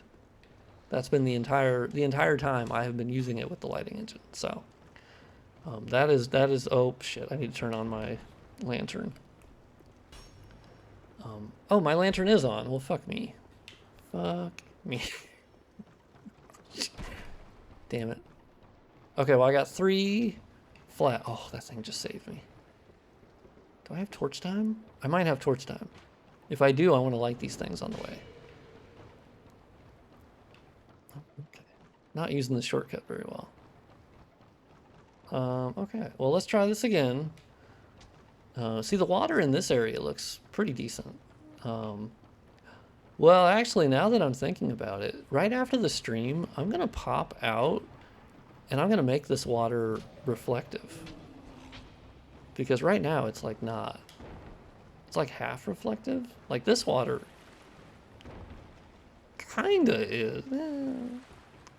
Oh, shit. Please don't attack me. Please let me go. Okay.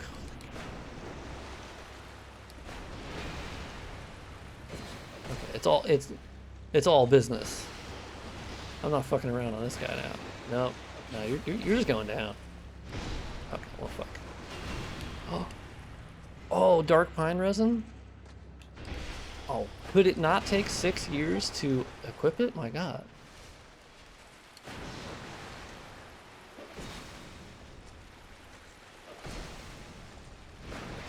I hope to get him stuck in, like, a loop. Oh, shit.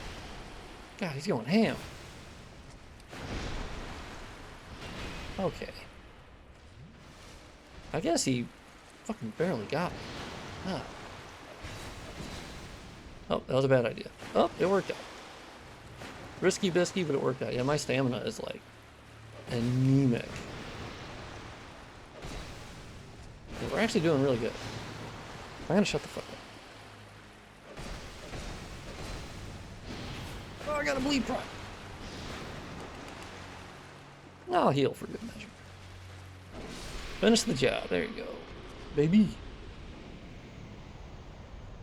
Hype for the light and grass mod. Keep up the good work. Hell yeah! Thank you so much. Unique user ID. I love the name. That's great. There's so many people on Twitch that have the coolest names. I'm always jealous. I think FromSoft is actually pretty good. It's like the first good name I've ever come up with, to be honest. Yeah, the grass mod is currently available as a separate thing, but I will keep it that way. And then for the lighting mod, I will just include it. It just made more sense to include it because I personally think it's really cool. And I think it works with the shadowing really well. I did have someone on YouTube that was like, hey, I think there's too much grass in Majula now. Which is fair. You know, I went into it knowing that not everyone's gonna love it. Oh damn, this light isn't dynamic. Shit. Well, okay. I gotta look at that. Let's see if I fucked up this cutscene too. Yeah, they were like the lighting or there's too much grass in Majula, and I was like, they were like, would you release a mod or a version of the mod that didn't have the grass in Majula? And I was like, maybe down the road. If anything, we need more vegetation to hide some of the ugly spots. That's a good point. That's like when you're painting and you fuck up, and then you just put a shrub over it. Works every time. Put a shrub. That's what what's his face did, right?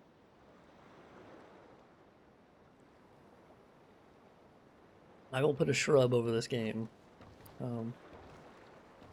Okay. Yeah, there's some ugly spots that like I'm not entirely sure how to fix yet, but I honestly can't thank the Discord enough. The lighting engine Discord. There he is. There's the emote. McFrenzy gets it. You're picking up what I'm putting down. I appreciate it.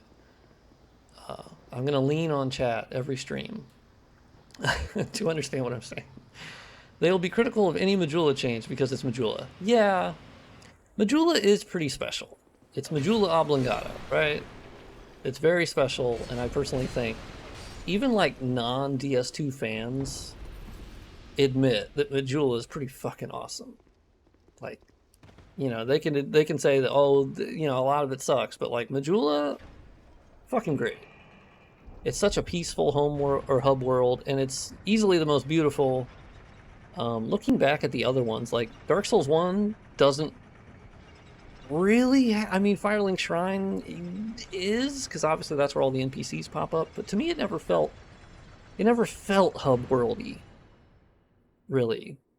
You know, like your Firekeeper is in the cage down there, and for most of the game can't talk unless you do the whole quest thing, but even then it's not much.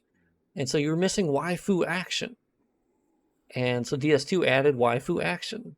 And DS3 is better, obviously. But Demon Souls. I prefer that. That's more of a hub world than Dark Souls 1.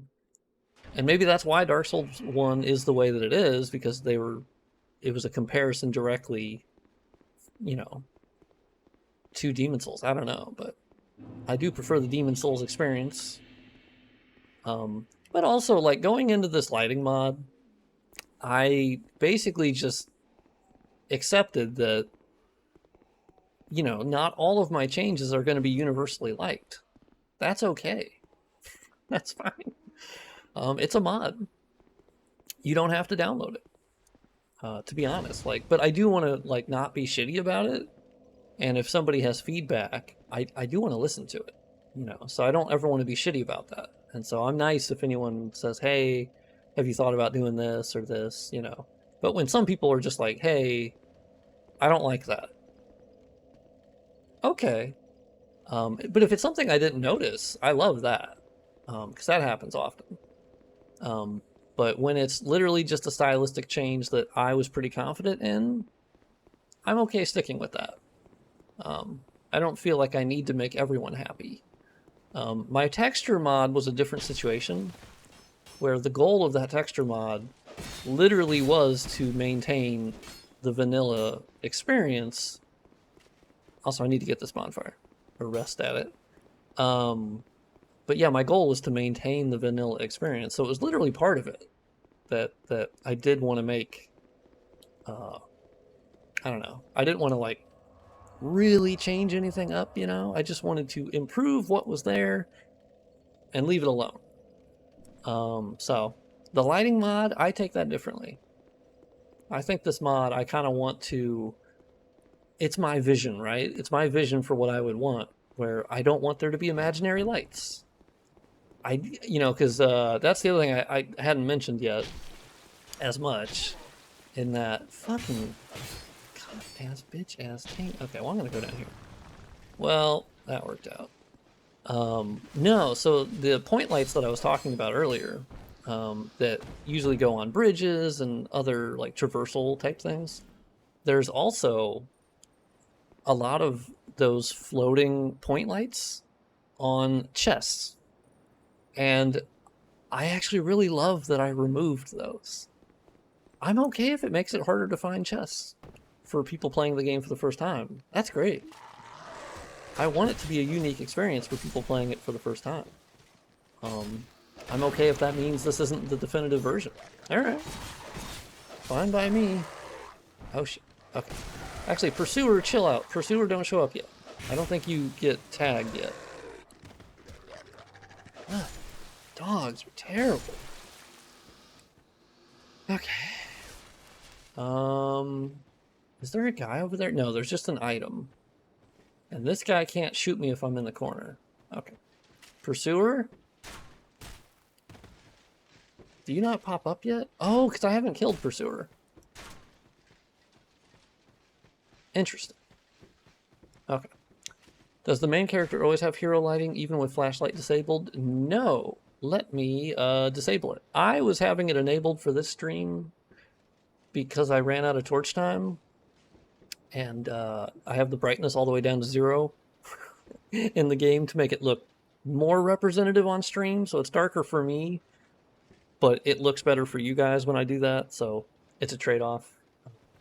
But yeah, so this is it. The DS2 lighting engine, that's actually something unique to the lighting engine mod, is that you can actually remove your character hero light completely, which I personally do when I play, because I actually want my character to be grounded in the environment.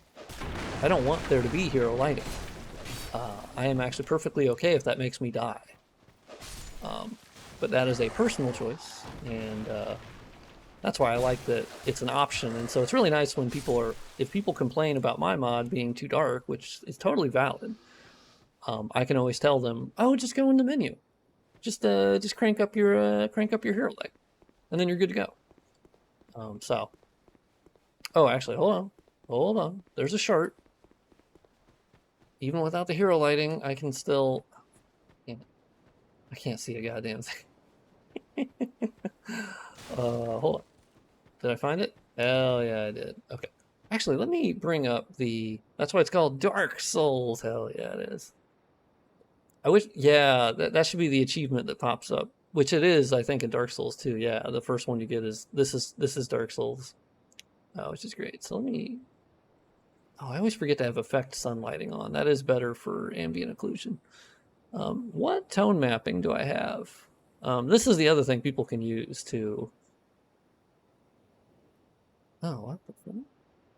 Oh, okay. It doesn't seem to want to do it, but okay. Huh. Okay, well. It's not letting me do it, so who knows? I may have some setting weird. Who knows? Anyway, I can still see, and I've played the game 5 bajillion times, so I'm sure I can, I don't know, stumble my way without glasses. Oh, there you go, Pole. I knew it. I knew there was a thing. I guess I should go kill Pursuer, because I do like coming to Lost Bastion. I would watch my stream to see who I need to kill and where to go, but it's delayed, so it's really a terrible idea. Alright. Let's fuck this guy up. Hey, he kicked up! Wait, did it explode early? Damn it. I hate when that happens. I have a pretty bad track record of having that barrel actually explode on the wall. Okay, buddy, I can't see. I literally just... I was hoping you would, like, swipe. Oh, I just tried attacking a wall. This could be a problem. Oh, torch! Torch! Oh, did my loot pool changes? They took place here. That's weird. Okay, well, I don't really understand the difference there, but whatever. No, hold on. I'm gonna homeward bone. I'm gonna bone out. I need to get a T-shirt that says that. That's one of my favorite sayings. Is it's gonna bone out. I started saying it when I was leaving family events. They didn't understand, but I was okay with it. Me and my brother got a kick out of it. So, oh, I just realized I had a shit ton of souls. I probably should have spent that. I'm playing super recklessly, and I'm okay with that, because this character isn't I'm not going to continue with them. It's just going to be for testing. So anyway, let's go back to level up. But yeah, I leave like family gatherings when I do go, which is rare. And I'll go, I'm a bone out. And then I get the fuck out of there. Does anyone else hate how, like, at big family gatherings, well, families are all different, of course. Ooh, that was flickering. Where the torch was. Nope. No, it's fine. Okay. No, at family gatherings, it's a Larry David kind of complaint where you have to, like, have a goodbye committee where you say goodbye to everybody personally. I don't subscribe to that. I don't care if people don't say goodbye to me. There's a lot of people. We don't have a lot of time on this earth. Big deal. Someone didn't say goodbye to you. It's not like they don't care about you just because they didn't say goodbye.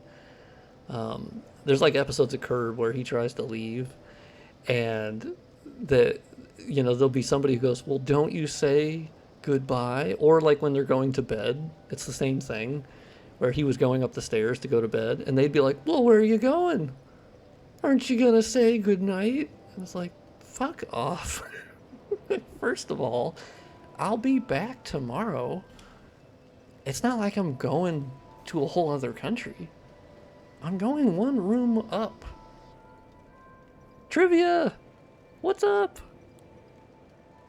Trivia is a legend and awesome and super talented and wonderful, and I've learned a lot, and she's been super helpful. So, super cool to have her in chat. Big fan. Big fan. You caught me ranting on social norms. I hate when you're at a party or a gathering of people and everyone expects, or some people expect you to say goodbye to everybody personally. I don't like that. I'll say goodbye to some people. Usually what I do is I'll just say, I am now leaving. Goodbye, everybody. It's been great. It's been real. And then I leave. I think that counts. Do people think they're like masters of the universe where they deserve a personal goodbye? I can see if it's like someone I'm really close to. Yeah, I'll say goodbye to them. Do you mind giving more details on what is planned in the fleshed out mod? Great work with the lighting also. Thank you.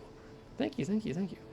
Yeah, so the fleshed out mod, that's right. I'm forgetting that my grass mod is a separate one where I will do other things separately than specifically the lighting one, which also includes the grass. So I myself get confused. So my plans for the fleshed out mod, which I think I want to rename it, to be quite honest with you. I don't like fleshed out.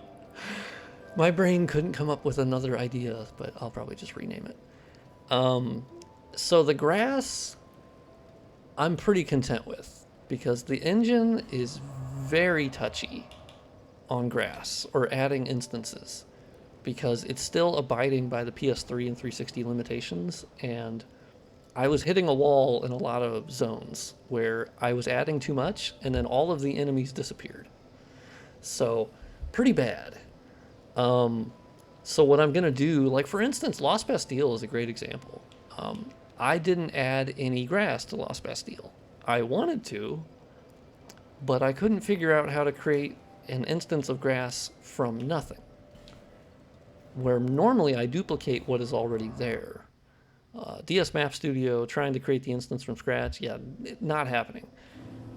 So basically for Lost Bastille, in a lot of the zones that I didn't touch with grass, I'm gonna add clutter, but like good clutter. More barrels, and boxes, and tables, and chairs, and maybe weapons on the wall, and, kind of flesh out some of the more empty looking areas that we've all experienced, where it's like, well, that shit looks bad. Yeah, clutter is so big for these games. Yeah, also because you can roll through all the stuff, and that's always fun. So the more clutter you can break, like bookshelves and shit. There's a lot of sparse rooms. Yeah, that seems to be like a result of like their problem or troubled development, I would assume, where like they had the zones, but they had to make the game performant. And I think just to like put it in context, like Demon Souls ran not great on PS3, and I mean like parts of it ran okay, but large parts of it did not. And then Dark Souls, we obviously knew did not run that well on 360 or PS3. Blighttown, anyone? And so you get to DS2, which is also on those consoles. Yeah, I mean, it makes perfect sense that like, I mean, they had a rough go. Like there was so little that I think they could do. Um, you can see from how much unique shit they stripped out of the early trailers. Yeah, that it's so crazy. Like watching that pre-release footage. There was someone who did like a comparison video that was really awesome, and like whole ass geometry is different.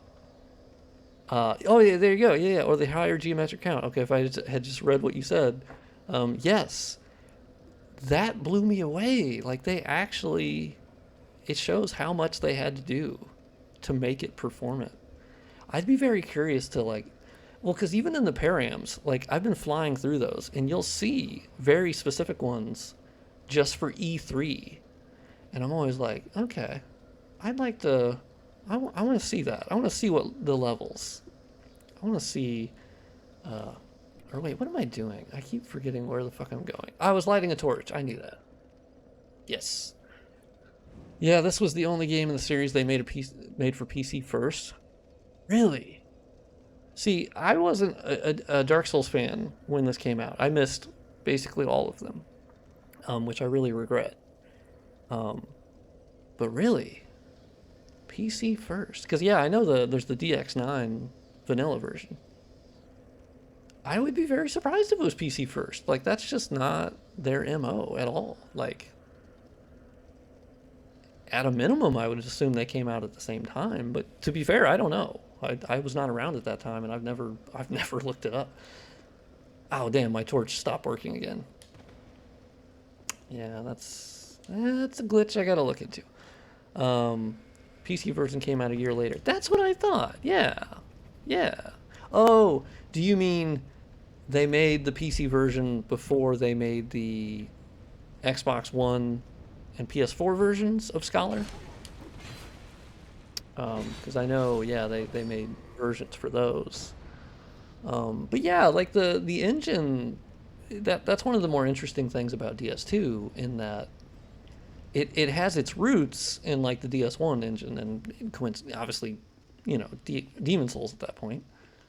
But yeah, like a lot of it is just not related in some ways. They did apparently backport some of the stuff they learned from DS2 into Bloodborne in some ways, but I'm not clear on exactly what that is.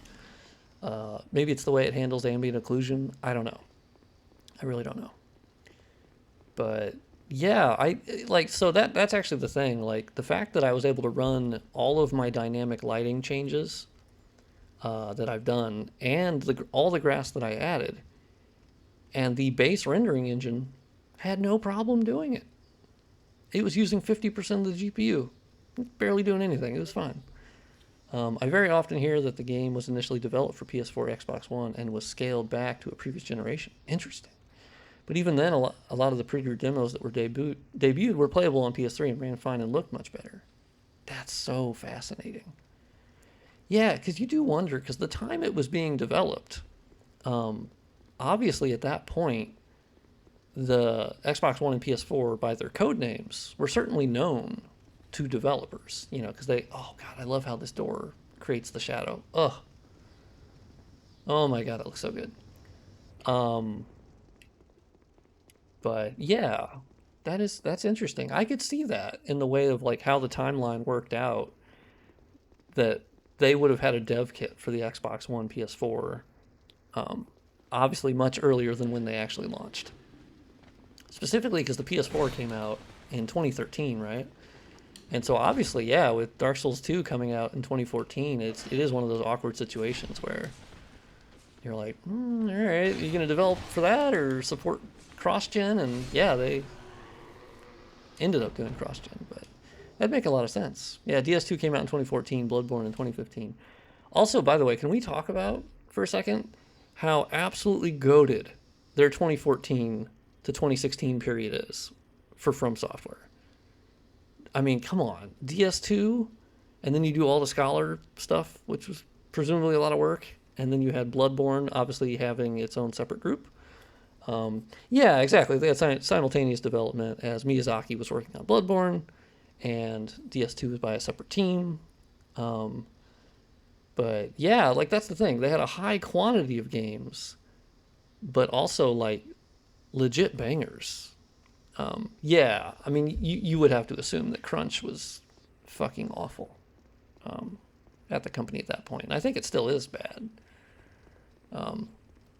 Which is one of those things where I'm like, personally, I'm okay if there is crunch that is available. I want to word this in a good way. I don't like crunch. But if, for instance, there is an employee who, despite what corporate is saying, wanted to do it anyway, but even that gets difficult because then it becomes peer pressure, where some employees are working really hard, so then others will feel that they are thereby forced to also do it. So it's not as simple as that. There's an old article on Eurogamer that talks about it. Okay, let me hang out on this sword here. It all boils down to playable frame rate, apparently. The early builds that screenshots came from were playable, but only just so. The game was not in a state where it could be sold at that point. I strongly suspect that they were focusing heavily on developing a top-notch experience on PC and underestimated the challenges the new systems would pose. Yeah. Yeah, I mean, I do think that they probably... I mean, that's what happened with... Oh, wow. I would happily throw, like, Dark Souls 2 and 3 into a fire if those resources and time could have been allocated for Bloodborne. I respect that, because Bloodborne... Okay. Oh, my torch went out. That's fine. So Bloodborne...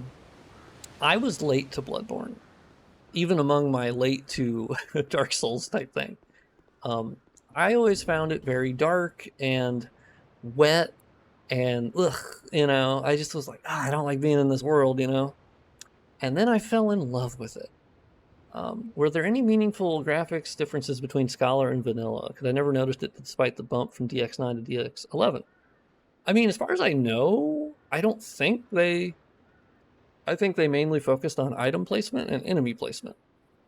I don't think they were doing a lot of graphical changes. The only thing you could point out, of course, is if you look at the Xbox One and PS4 versions of Scholar, and then you look at the PS4 360 versions, yeah, like you'll see an increase there because they had, going from 512 megabytes of RAM to 8 gigabytes of RAM for the total system. So Scholar has like 2 times res for most textures. Exactly. So they did, because obviously when they were developing for 360 and PS3, they had authored better textures, as commonly happened. But it didn't make any sense to have outrageously good textures or better textures when the end user would have it running at 720p. So, now of course, like the vanilla release on PC, you would hope that they had used the better textures, but that has not always happened for PC releases. Oh, fuck my ass. Okay, hold on. Shit. I wasn't looking at my health. Bloodborne is so thematically good. Yes. I am late to it, but I would 100% agree with you.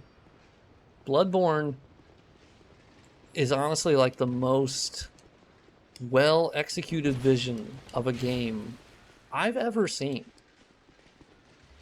It blows me away to this day. Because I played it like 3 times back to back. When it did finally click for me, I couldn't believe it. It's so good. And here's the weird thing. If you look at the gaming landscape after Bloodborne came out, has there been a game that has actually tried, even mildly, to sort of ape Bloodborne's style and looks? I would say no. Like, people are putting Lies of P that's coming out soon. They're saying that that's so Bloodborne looking, but it's actually not. The mechanics are closer to Dark Souls and Sekiro. And the atmosphere, I mean, there's a yes, some passing resemblance to Bloodborne, but it's not nearly as like overwhelming as they're making it. I think they're just picking the easy thing. I'm like, that's not no, that's not fair to the developers either. Lies of P is vastly more like steampunk Bioshock slash some Bloodborne-ish, very light vibes. Like it's way more Dark Souls than Sekiro in how it plays. And I love it. I frankly think Lies of P is fucking awesome. I was very skeptical, but I played the demo and I played it over like 7 times. So that's sort of that's how I know if I really like it.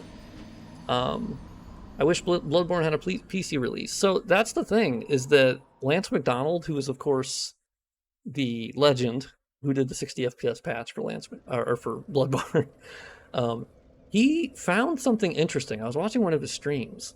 So there was a screenshot of like a UI element or something that was posted on a Souls wiki, and you can actually see the credit for that screenshot is one of the developers from FromSoft, and he worked as like a texture artist or a concept artist or something like that. And basically, the overlay, you could tell it was from a PC release, a PC build of Bloodborne, which we had reports of, knowing that, because obviously when they develop these games, they're not actually developing them on those consoles. They have PCs with the XDK and the different like software that you would use to actually program them for the consoles. But for debugging, it makes a lot of sense to have an actual like Windows-ish build. And so like that exists. But we've never, it's never been leaked, so we can play it. But I'm absurdly excited for that game. Yeah, I'm right there with you. I honestly think it's really good.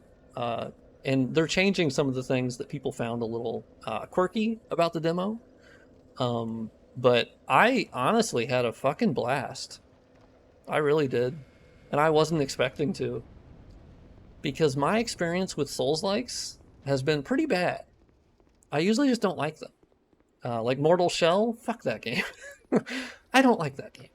I hope they don't alter it too much. That's true. So from what I saw the feedback video that the director posted, and it seems like what they're probably going to alter is the roll distance was pretty short.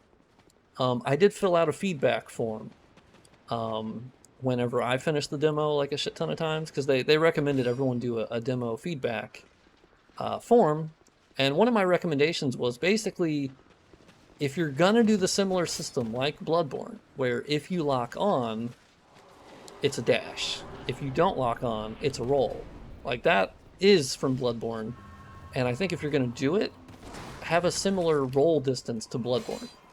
Like, because I won't complain about that. I love that in Bloodborne. So that's kind of where I was coming from. Other major changes? No. I hope not. Because I personally found the deflect system pretty fun. Coincidentally, I had gotten really into Sekiro right before I played Lies of P, and I played the shit out of Sekiro, and I finally beat it. It's the last FromSoft game I had been waiting to play because I had tried multiple times, and it fucking destroyed me. But I finally got good, and I did it. And I loved it. I fucking love Sekiro. I love how it's different, and I don't consider it a Souls game, which I don't think is a controversial statement. I just don't think it is. I think it has elements, but I wouldn't call those Souls game elements. I would call those FromSoft elements that could be applied to other things. Like Armored Core 6, for instance, the developers are very clearly, distancing themselves from Souls. But that's not to say there aren't elements that are similar, some of which came from original Armored Core. TBH. So, I think they just didn't want to have people expect a Souls mech game. But there will be things that are similar, more so just because it's still a FromSoft game. That's kind of how I see it. Also, I'm super excited that the director of Armored Core was the lead gameplay designer on Sekiro. That is fucking awesome. Very excited for that. I'm glad he got the chance to direct, actually. Just beyond just do the actual gameplay. Because if there's anything about Sekiro that's amazing, which is most all of it, it's the combat. The combat is next level. Fucking awesome feeling. Like, they just nailed the feel. It's so good. And then the jumping. Oh, the fluidity. Oh, it's so good. I also love how FromSoft games, it's a lineage, right? Like, they learn something from every single game that they do. Like, literally no one can play Elden Ring and tell me that there's not a lot of Dark Souls 2 in that game. There is. And it makes... Oh, cock-ass, bitch-ass, stain-ass, hoe-ass. The amount of times I have forgotten that they run through that fucking fog wall. I had a baby visual mod for that game that, like, I burnt out on. Oh, really? I can maybe show screens. Yeah, cool. I'd love that. Yeah, I haven't... Sekiro, I'm like, yeah, could mod that. There's not as many Sekiro mods out there, I don't think, just because it's... I don't know, it's a less... That's my issue with it, which isn't really an issue, because that is what the game is. It's that's why I don't consider it a Souls game, because it's very limiting in your options. Like, you do have the prosthetic tool, and there's things you don't have to use, but, like, you're stuck with the one weapon. I mean, there's the Mortal Blade, but I like how, some of the best armor in the game is literally just down here. It was weird that Elden Ring had the same ballistas as Dark Souls 2, but you can't use them. Oh, that is fucking weird. Let's pop down here real quick. But I mean, Tanamura, the good co-director of Dark Souls 2, and who did the DLCs, co-director on Elden Ring. You know what I didn't realize, though? Is that he was also the co-director on Dark Souls 3. I didn't know that. Drangleic set was definitely meant to be given by that giant memory NPC at one point. Oh my god. I've never thought about that, but you're totally fucking right. 1000%. That's where it was supposed to be. Oh my god, that's so good. I never connected the two. But it has to be. It's too good of armor to just be sitting right under Pursuer. There's just no way. He literally says, take these. Oh, dude. Oh, that's so cool. See, this is why I love streaming, because I love talking with other Souls nerds. The Drangleic helmet, which is actually the Llewellyn helmet. Really? Oh, cool. You know, the only thing that's missing with the Drangleic set, personally, is I want shoulder pads. I want pauldrons. Give me pauldrons. I like the cape. But you're leaving me without pauldrons. I feel... I mean, to be fair, there's a lot of armor sets that don't, but... I like... That reminds me of Elder Scrolls 3 Morrowind. Little blast from the past there. But that was my first, like, real game I nerded out on growing up. And that game let you pick individual pauldrons, right or left, and so it was kind of its own thing. Super cool, especially when you got the bone mold pauldrons. That was super cool. I miss Morrowind. I can't play it now. I've tried going back. I bomb out. I can't do it. The combat is so bad. But there's things I like about Morrowind, and there's elements from it that I see in the Dark Souls series in the way that it trusted you. It gave you hints and suggestions for quests, but it didn't give you map markers. It didn't, like, you had a map, but it was all, like, undiscovered, like Elden Ring. And they would be like, you just read your quest text and be like, all right, go left at the fork, and there's a tower. And I shit you not, I swear to God, all of those are wrong. And it was almost an element of, like, the NPC has a faulty memory. And so when they're telling you this, that's what they're remembering.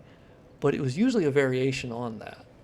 Or I didn't follow the instructions correctly. That also happened. And then there were things that were hidden in that game world that you just randomly found, and you were like, oh my god, this is fucking awesome. So I hope Bethesda goes back a little bit more towards trusting the player, because Oblivion to Skyrim to Fallout 4, I feel like they've consistently moved away from trusting the player. And there's been more, like, quality of life is nice. Like, Elden Ring had the perfect, I don't know, it did the perfect combination of quality of life increases, yes, but still trusting the player. It was kind of that perfect balance. So, I might have a hot take in that, and maybe this is different for you guys, but I personally find myself replaying the Souls trilogy far more than I replay Elden Ring. I have put 500 hours into Elden Ring. I've done tons of different playthroughs, but I personally feel like I'm drawn more to the Dark Souls series than I am Elden Ring for like return playthroughs, and I think it's because of how it like gates off different map areas, and like so getting the glintstone key, and then you go, oh boom, I can run straight to the rune-strewn precipice. There's something about that, like, because I've already done the discovery, and so there's just some element of that to me that I know I'm not going to get back. And for some reason in the Dark Souls series, it doesn't bug me as much that I know the game world, if that makes sense. I don't know why I feel that way, but I do. I will say I did play through the Convergence mod for Elden Ring, like a couple weeks ago. That was pretty fucking good. I had a lot of fun. Yeah, it felt new enough that I was like, hell yeah. And they made really smart changes, which, by the way, I do want to point out, one of the smartest changes that they made for the Convergence mod for Elden Ring, which they do one for every Souls game, right? As far as I know. But one of the coolest changes, and it's so small, is that at the south of Limgrave, I can't remember the name of that fort that's at the bottom there, and the boss is the Leonine Misbegotten. And when you kill the Leonine Misbegotten, you get the Game of Thrones sword, essentially, the grafted greatsword. But what the mod changed is that the Leonine Misbegotten will actually use that sword on you, which makes all of the sense in the world, because that's what drops off of him. I remember when I first saw it, I went, fucking hell, man, that is a great idea. Who on the mod team had that idea? Because honestly, that's how it should have been. I remember when I got it off him, I was like, why the fuck does he have this weapon? I mean, I guess he's just the boss of the area, but like, didn't fucking make any sense. It'd be nice if more of the other legacy dungeons were available from the start. Yeah, I think they prevent you from entering Lucaria Academy and Landell until you defeat Godric. Yeah, I mean, so there's a way you can go around Godric and get into Liurnia. So there's ways around all of that. And then the glintstone key, really you just need 2 runes, or great runes, to then unlock the door. So there actually are variations on that. Now, of course, there's randomizers where you can just remove that requirement altogether. But I am excited for the DLC, though. Because as we know, From Software DLC, it doesn't miss. They don't miss with DLC. That shit is awesome. And from the rumors we've heard, which of course could be total bullshit, but they do make sense. We've been waiting for quite a while, which honestly doesn't really match up with their other timelines for DLC. Of course, Elden Ring is bigger than any of the other ones, so that's probably part of it.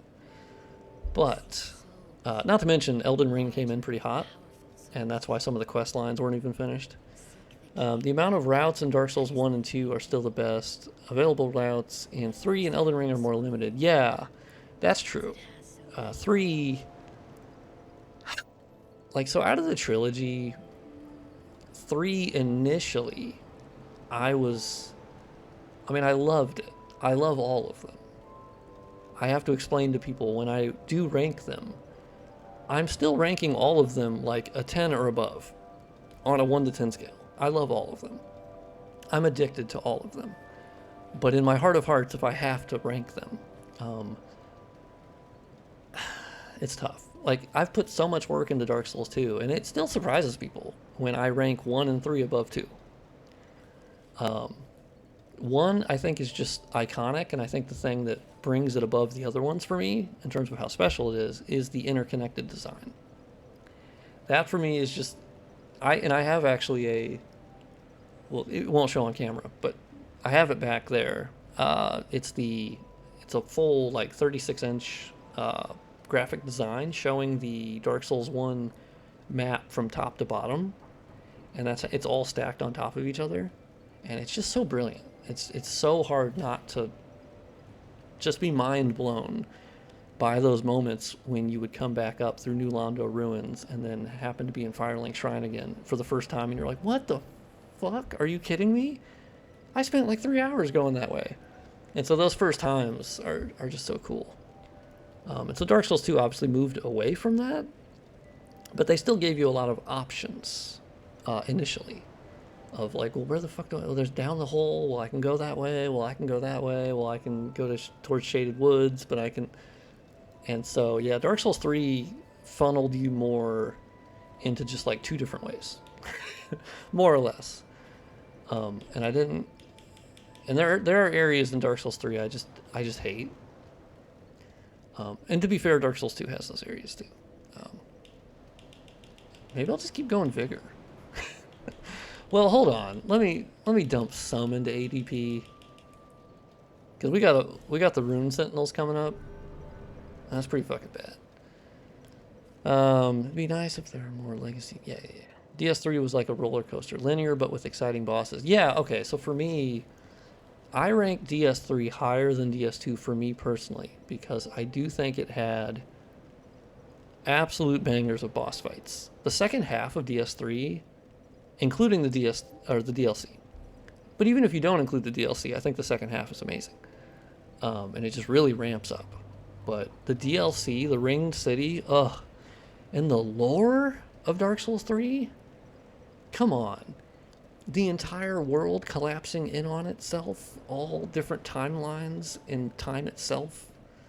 Oh, that is... And then to see all the worlds crumbling on top of each other...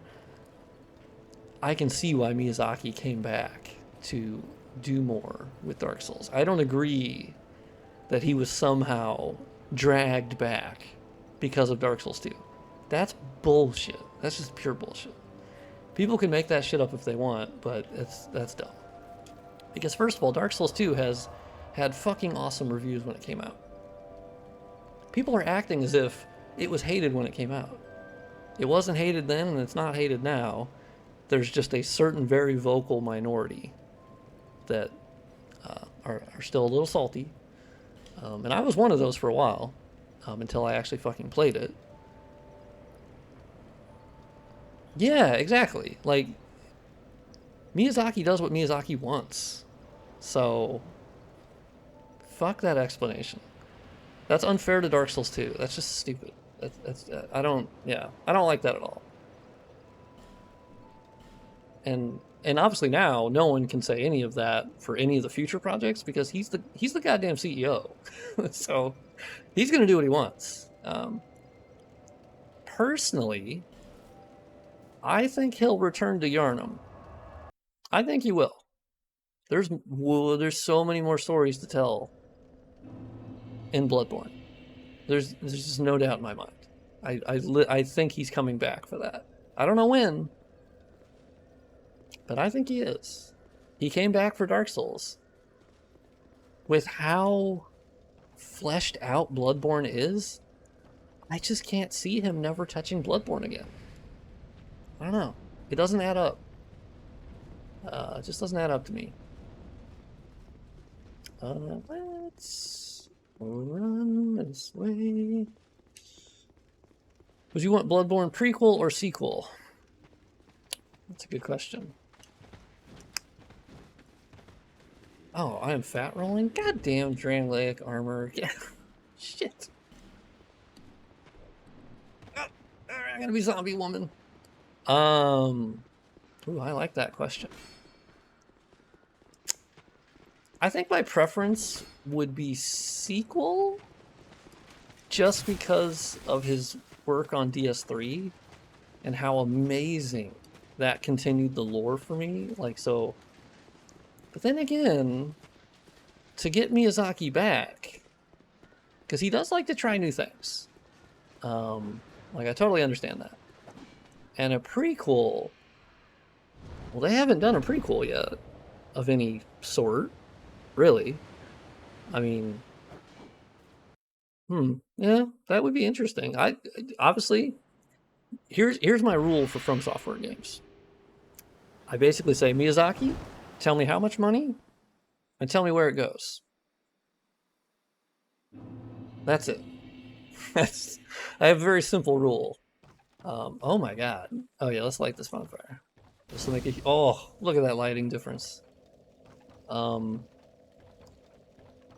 mean, personally, like, I do see a Bloodborne 2 as also being Sony exclusive. I don't see any world where Sony would, because they own the Bloodborne IP, right? So I don't see any way of them like being generous and being like, okay, Miyazaki, we'll give you the IP so then you can make it on other consoles. I just don't see that happening. But I'm okay if it's still exclusive. Don't get me wrong. Like, Bloodborne exists because it was a partnership between Japan Studio and them, which, I mean, it also was with Demon Souls. But there's that rumor going around that they had a 3-game contract. Yeah, Japan Studios is gone. So that's actually kind of the running joke, is that people are like, so here's why there's not an update for Bloodborne or a remaster, is that they basically just lost the source code when they shut down Japan Studios. Hope it's not true. Obviously, the 60 FPS patch was really hard to implement for Lance because he didn't have the source code.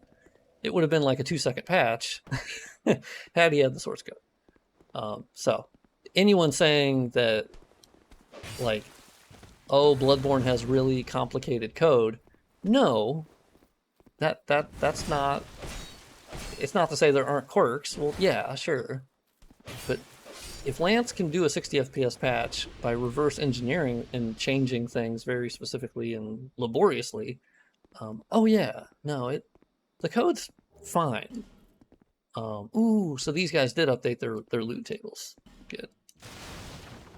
Goddamn messages. Yeah, I got folded into. I can't remember. Yeah, what that studio's name is, but yeah, it was a real shame. Oh, there's our girl, Lucatia. What is it? I don't Yeah, I don't know. And so Things are better. I posted a whole YouTube short back in the day. Some people are now seeing it because there's more people in my channel now, understandably.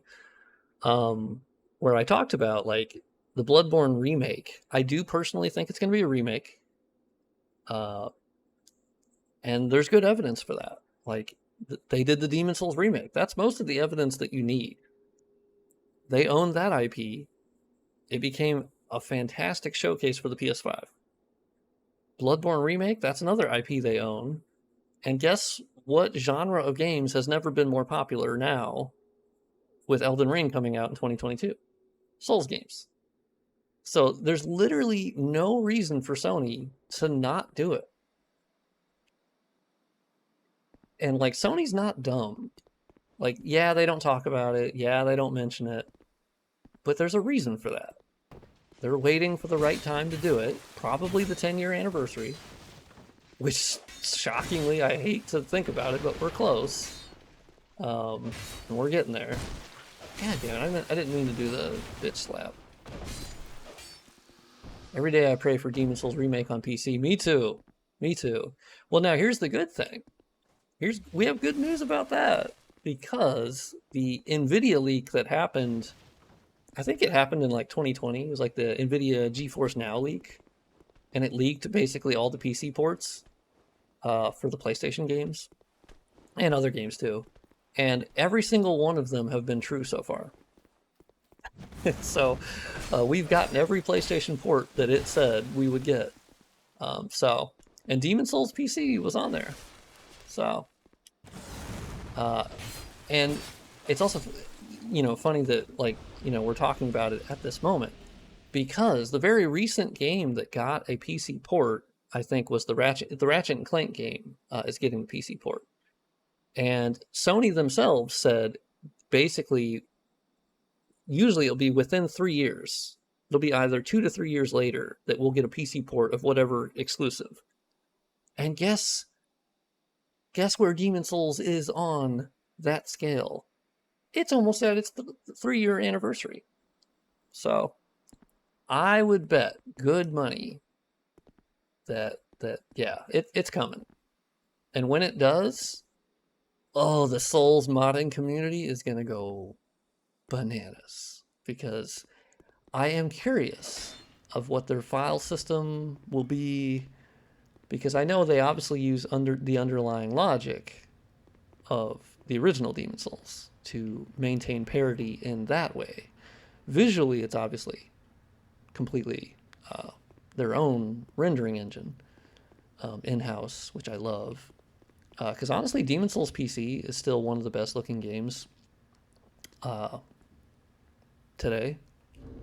Quite honestly, it still blows me away that they did all of that. They didn't even touch RT. They were like, nah, don't worry about it. We're going to rasterize the shit out of this, and it's going to look amazing. If Then's DES is still in chat, he obviously can go more in depth about the changes that they made.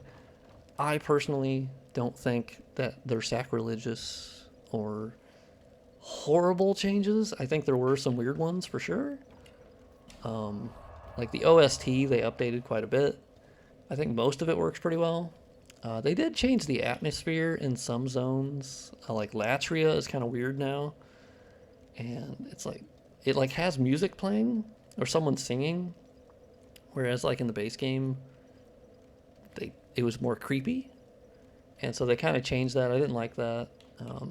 So it's not without flaws, but I think overall, I think a lot of people would agree that they were faithful to a fault in some ways. I think boss AI, there were certain quality of life changes they perhaps could have done. I actually don't remember if they fixed the ladder climbing speed. I don't remember, because that was so obnoxiously slow in Demon Souls, to the point of what the fuck, guys? Come on. I get that we're not going to quick slide down, but what is this climbing speed? This is horrendous. I still go back to play it every couple months. I do a Demon Souls run. It's fun. Okay, let's take off the old knight. So now I quick roll again. Oh my god, I've been streaming for 2 hours and 40 minutes. Thank you for everyone watching so far. I think I'll keep streaming. I don't know. I'm enjoying this so much. I love talking to Souls nerds. It's literally my favorite thing. I've become an evangelist, so when I can meet other converts, that's a party. That's just a lot of fun. It's also nice to just play the game.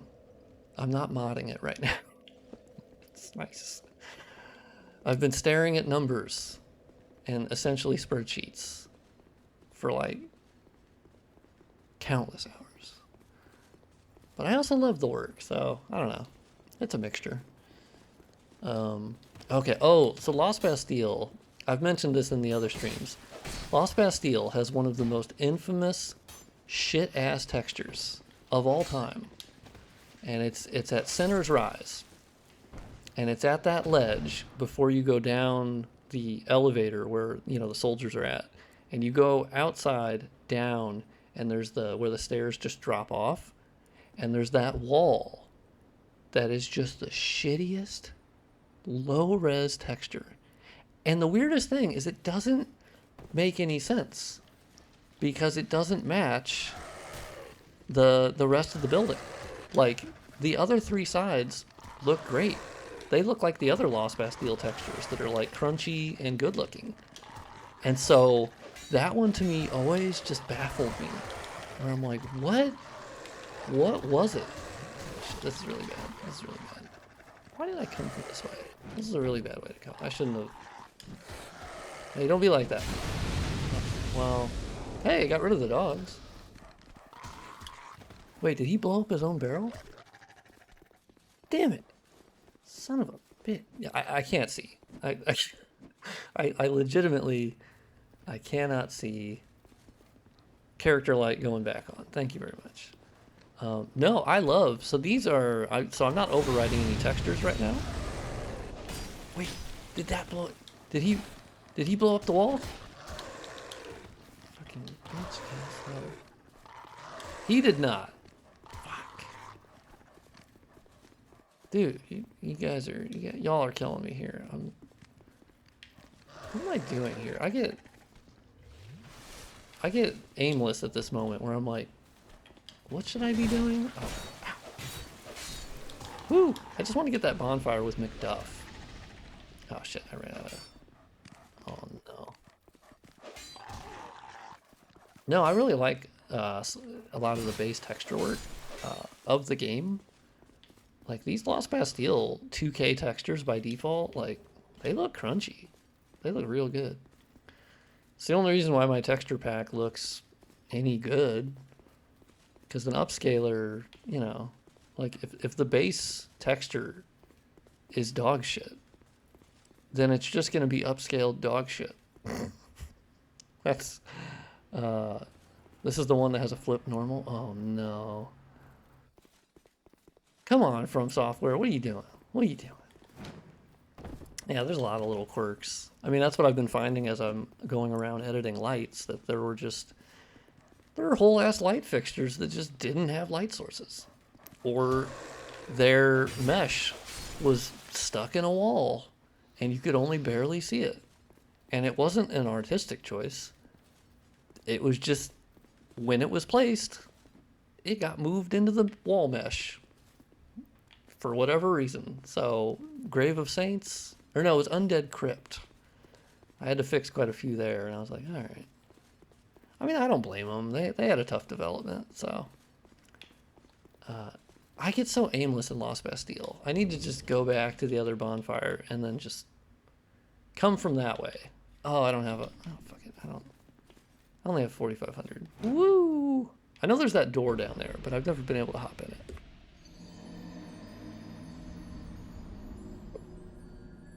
Oh, but no, there's that infamous texture. And it's just so baffling. It doesn't make any sense. And they even, I guess it was just a performance savings thing, which on its own is super tiny, but perhaps mixed with everything else they were doing, it was worth it. But like it even, the windows are no longer geometric. They're just part of the texture, but the texture stretches from the entire side of that building. And in that particular spot, the building is super fucking tall. And I remember upscaling it. It did improve it, but man, it still looks like microwaved dog shit. It's just so bad. Okay, let's go to the other bonfire. I need to remember what I'm doing here.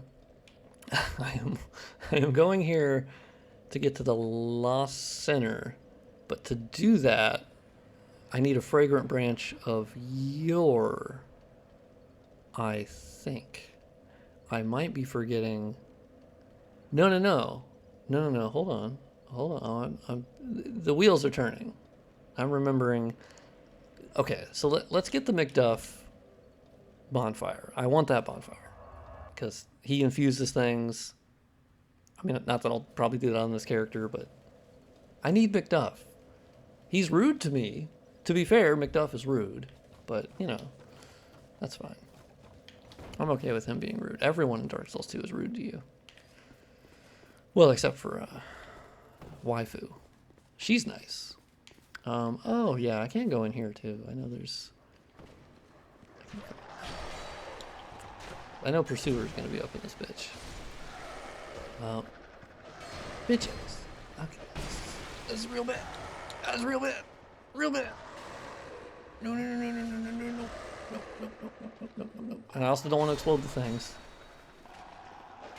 Oh, dude, these dogs are so bad. Please stop. You're not, I mean, you're not Bloodborne dogs, but you're bad. You're bad for business. Let's pop a human effigy, since I actually have a decent number of them. Oh, shit. Who the fuck? Oh, you came down from your perch. Ooh, okay, so his modified loot pool did work. So that's the other thing I've noticed going through all the files or using DS Map Studio is that a lot of the enemies didn't have an item lot 1 or 2 listed, but they still drop things. So whatever the fuck that's about. I gave them one. For the people who didn't have any, I gave them an item lot that drops a torch. I currently can't get flame butterflies to also drop from the same item lot, despite changing the quantity, one for each. Oh, bitches. Oh, you did decide to pop up. Well, that was slow. Okay. Dude, this one's like fucking amped. I'm probably not gonna be able to kill you. We'll see. We'll see. Save my heal. Are you weak to dark damage by any chance? I shouldn't have done this. I shouldn't have done it. Oh my god, I can't believe I didn't get hit by that.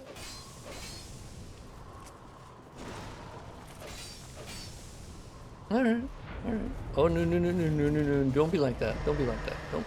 Yeah, oh shit. Oh, that was cursed. Yeah, do your quick attack. I'm probably gonna fall down that hole. I just know it.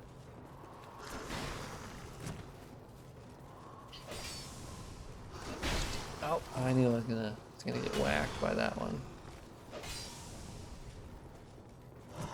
Surprisingly, you do actually take more damage from dark. Interesting. Even as a purveyor of dark, you're only gonna give me a twinkling titanite anyway, which big whoop. I think I have leveled up some twinkling titanite weapon, but overall, meh.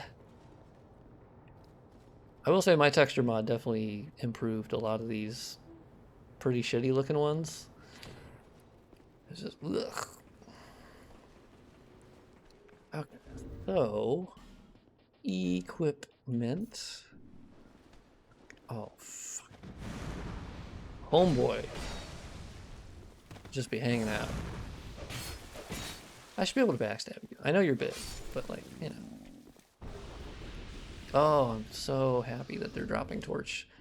So the other weird thing is I found the param that is supposed to modify how much torch time is added.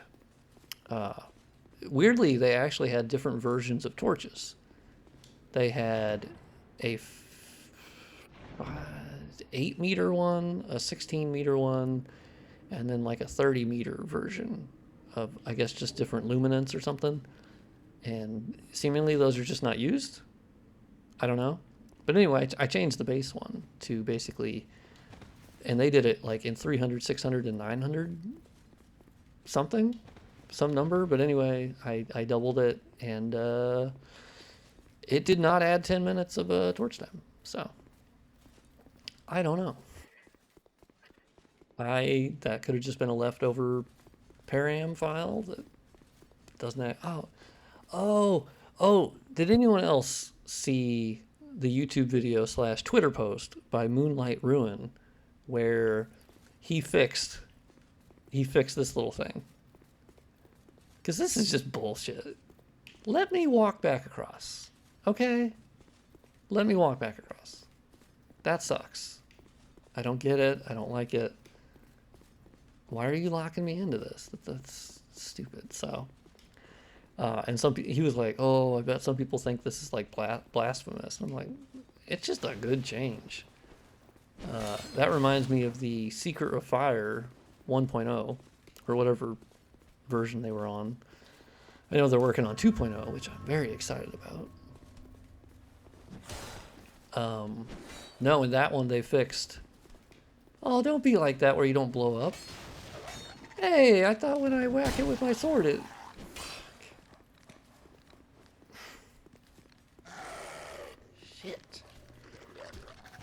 No, they fixed the hole in the old Iron King fight, which I've died more to that hole than I have to the old Iron King, for sure. The amount of times I've dropped in that fucking hole with the lava really sucks. Alright. Actually, you know what? I've streamed for 3 hours. That's pretty good for me. Well, okay, let me finish off these homeboys. Probably dying. I'll probably die. Maybe not. Nah, okay, I will. I will definitely die.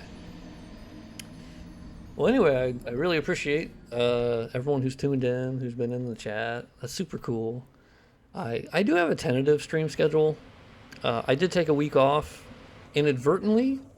I didn't plan on it. I was knee deep in modding. Yeah, see you, Trivia. I'll see you in the Discord. We'll chat in the Discord.